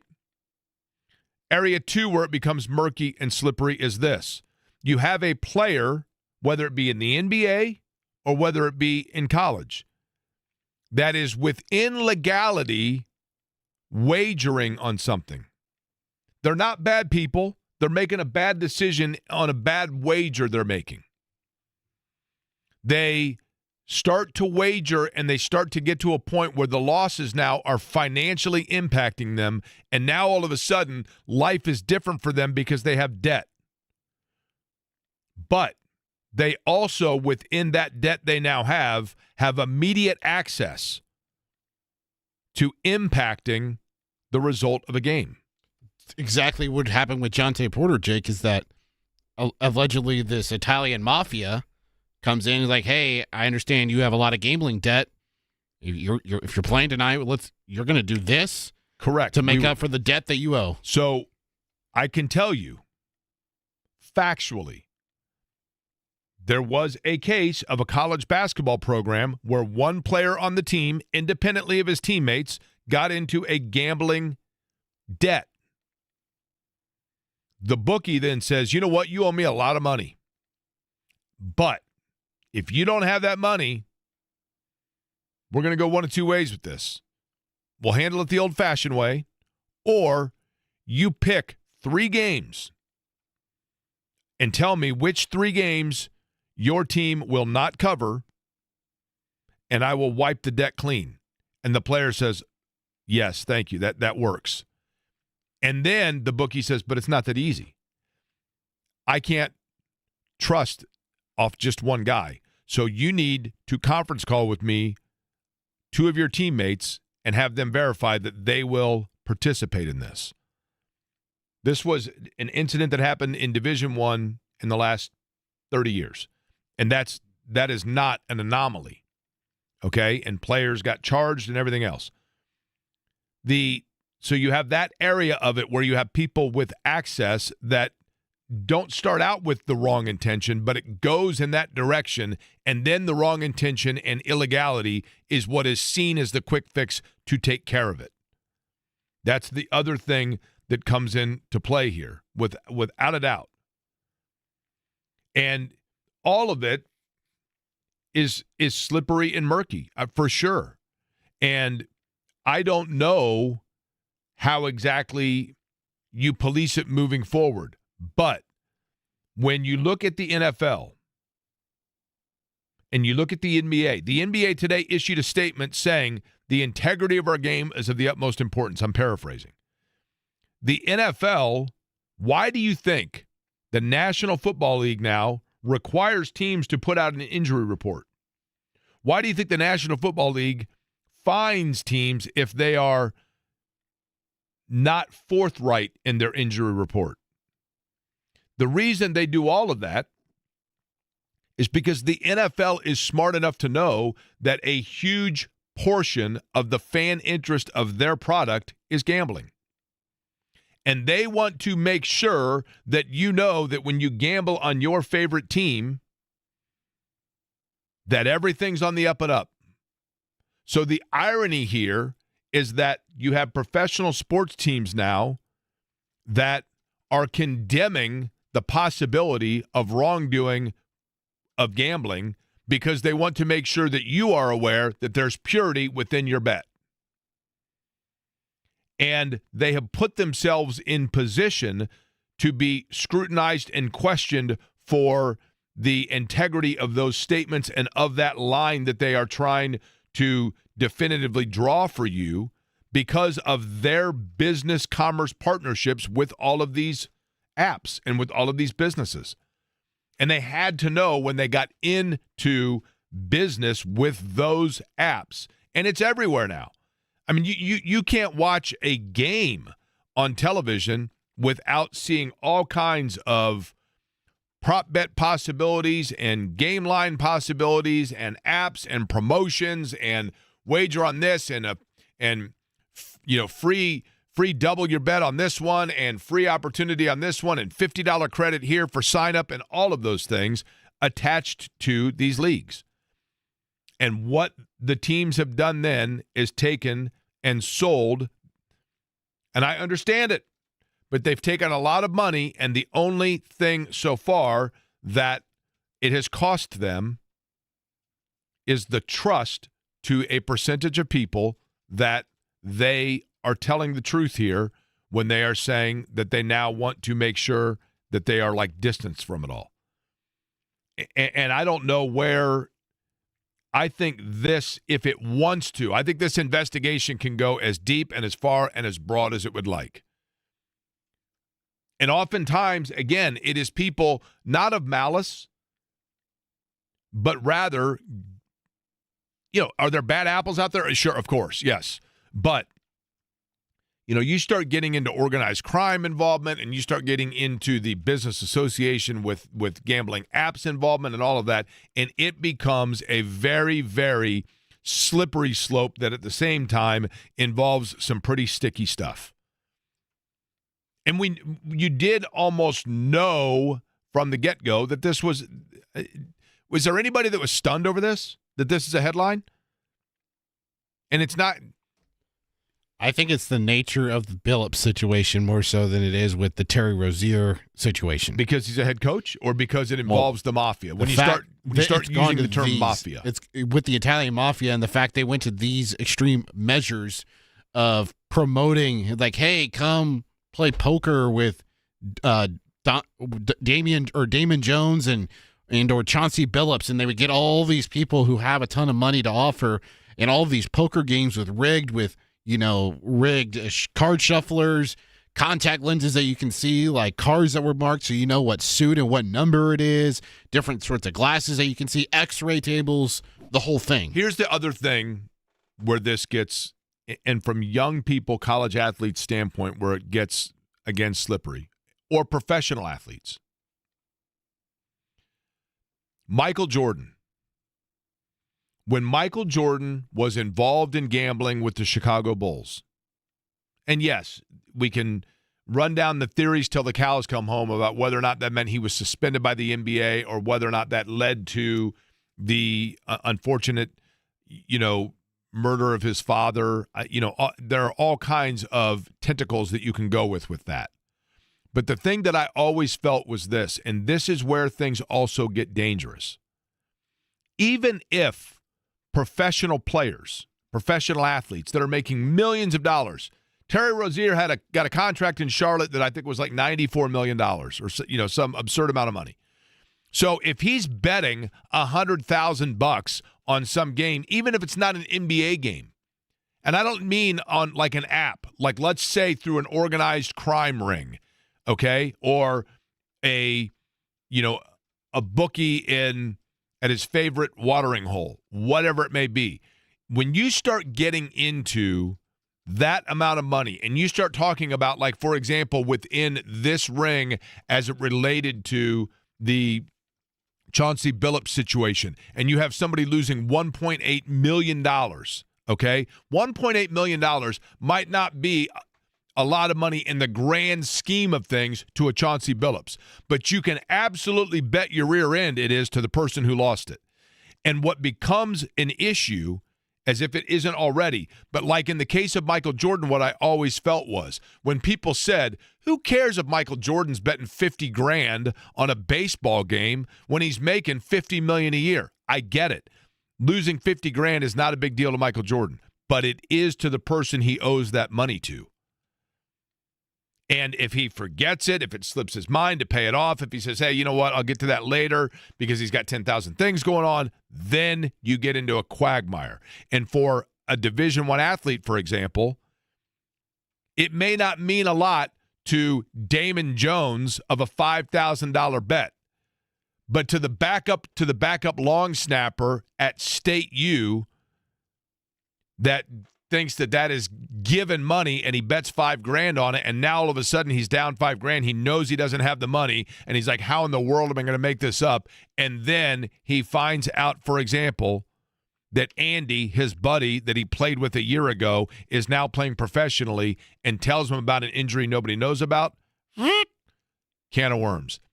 Toothpaste out of the tube. And that's where we are. That's where we are. But the Colts do have a game, by the way, speaking back to what takes place on the field with the Tennessee Titans. Matt Taylor's the voice of the Colts, joins us next.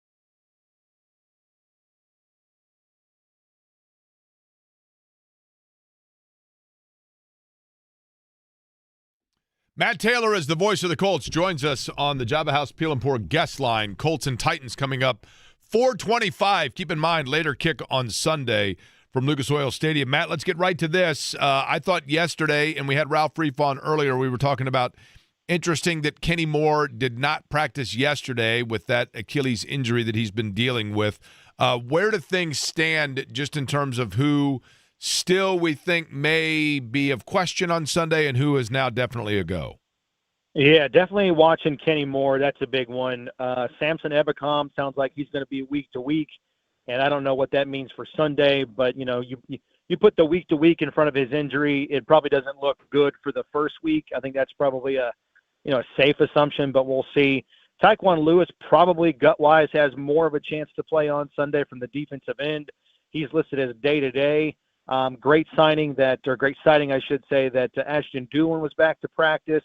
Josh Downs was has been back to practice this week, but he still hasn't 100% been cleared. But the fact that he's, taking these steps this week and is practicing, especially late in the week here on Thursday, that's a good sign, but we'll see where that stands. But yeah, definitely, I think Kenny Moore is probably one of the bigger ones, and Samson Ebicom, based on the severity of that injury. Hopefully it's not too long, but with him on Sunday, it's probably not looking good. Did Kenny Moore practice today?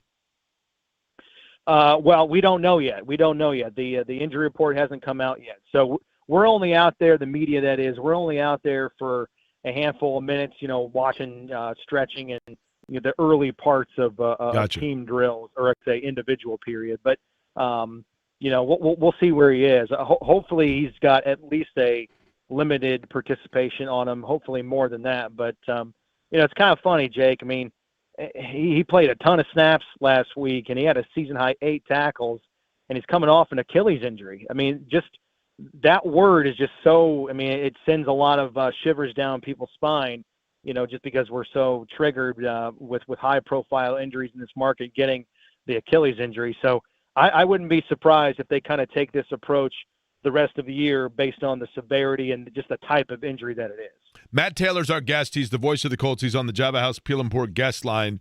Matt, when you're talking about, for example, Josh Downs in the protocol, and I want to make sure I'm clear on my understanding here.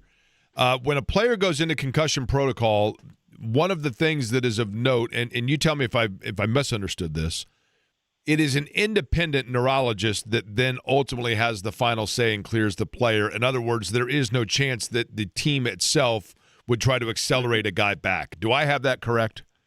Yeah, that is correct. That's the last phase in the process, and it usually doesn't happen until, Friday or Saturday before a game, just because they want that independent neurologist that works for the league, that has no dog in the fight, completely objective.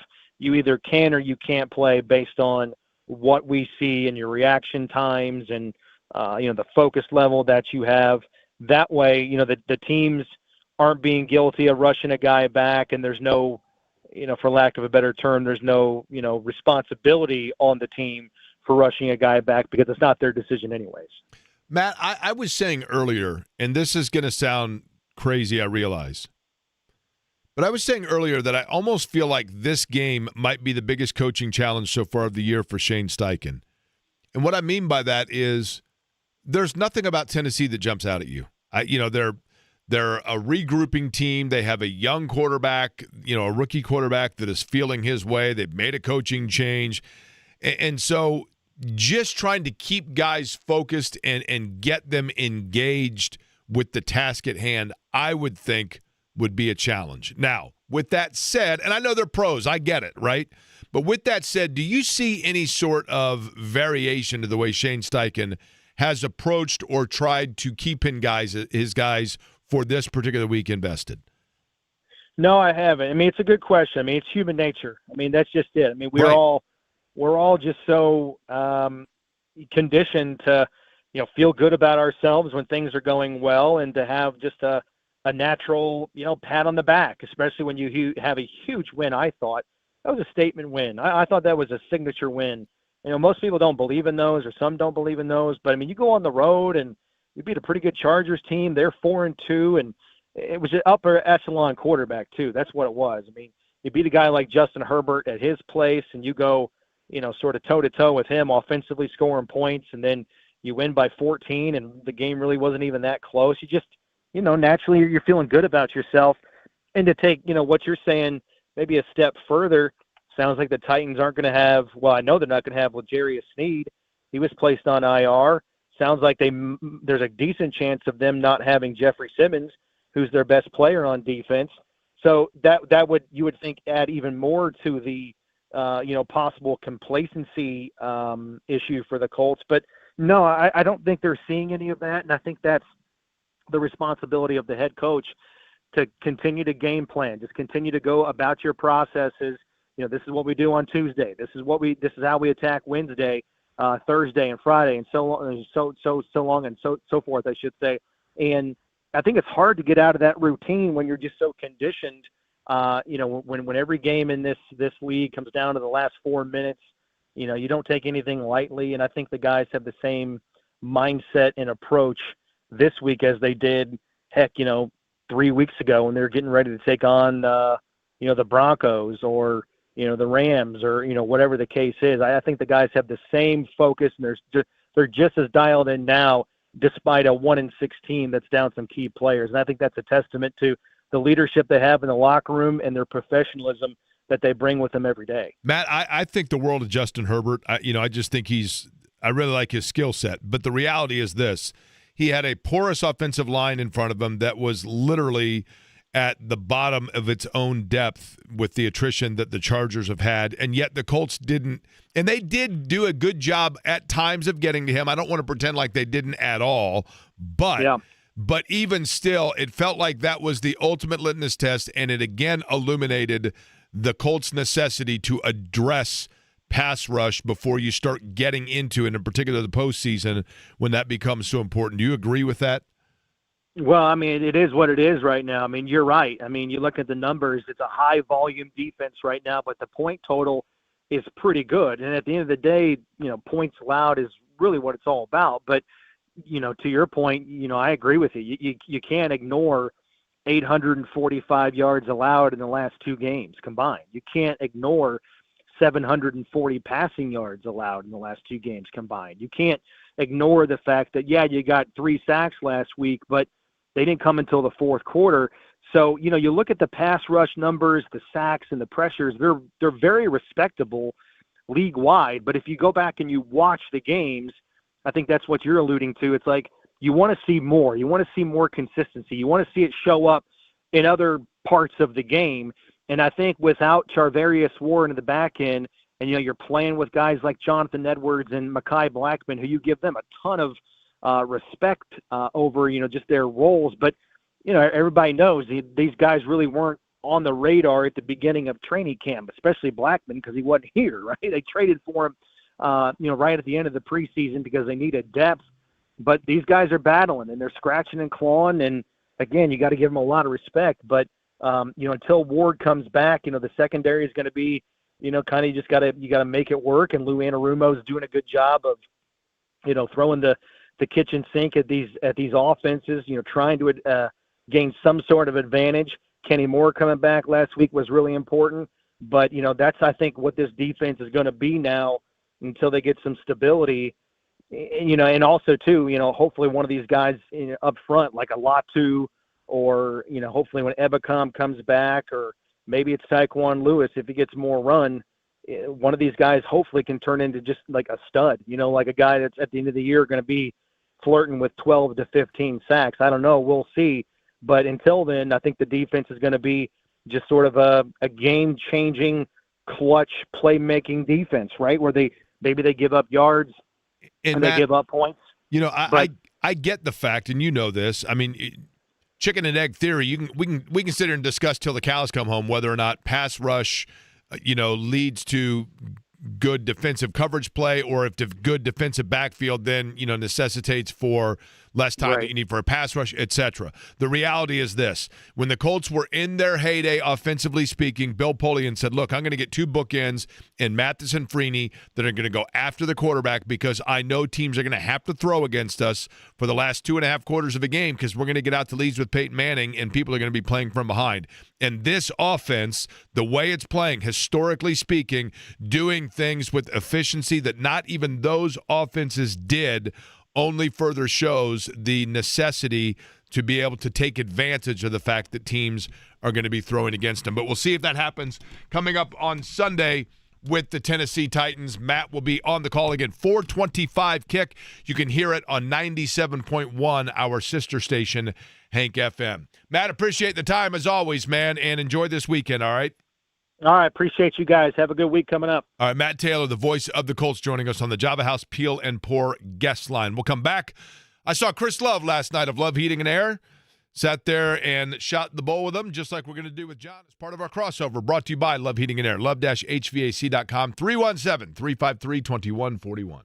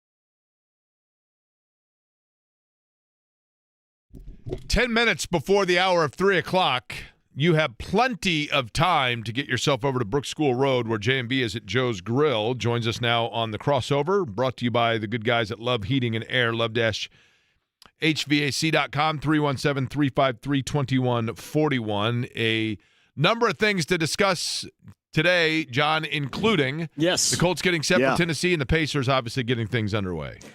Yeah, I cannot wait. I'm actually going to the game tonight. I know you're going to be there. I'm going to go with Tommy Sutton, Tommy S. from Coach's Tavern, and we're unbeaten when we go to games together, at least in the postseason, so cannot wait for that tonight. I can't wait to see our good friend, Jake Brooks Barnheiser, is on that OKC team as a rookie. His dad's a really good friend of mine. Lafayette Jeff, head coach, used to be the head coach at Eastern Green, but his son got some clock in that first game when OKC in double overtime. He's had a good preseason, right?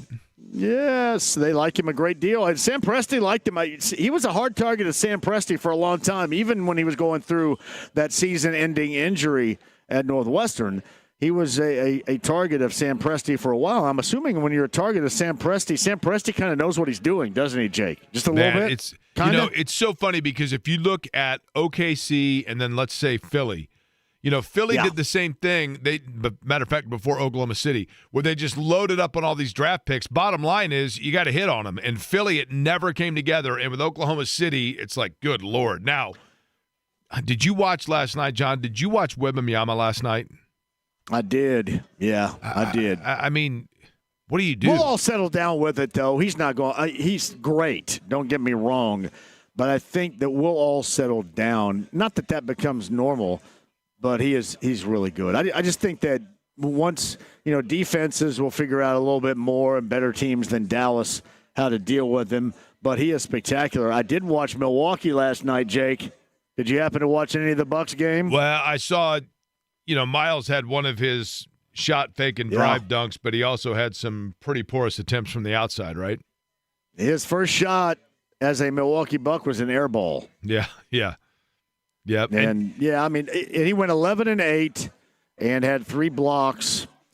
The thing that concerns me about the Pacers without him more than anything, and the Pacers are going to miss him, is just his reputation. And I mean, Jake, his reputation on both ends, that he can shoot, and you have to check him. You have to know where he is on the floor offensively. And his reputation as a defender, people always say, well, you know what, he doesn't block shots like he did 5 years ago. But his reputation is still there, and guys don't attack the rim or the glass because he's there, which this is one thing you're going to notice. Teams are going to absolutely attack the Pacers at the glass, at the rim until further notice, and that's a product of not having 33. And like him, loathe him, think he plays with Legos and is soft or whatever, he is going to be a big-time missing piece for this group. And again, I go back to he just was such a high-post facilitator of that offense and the way that they would move the ball around and then he could pop back out and hit.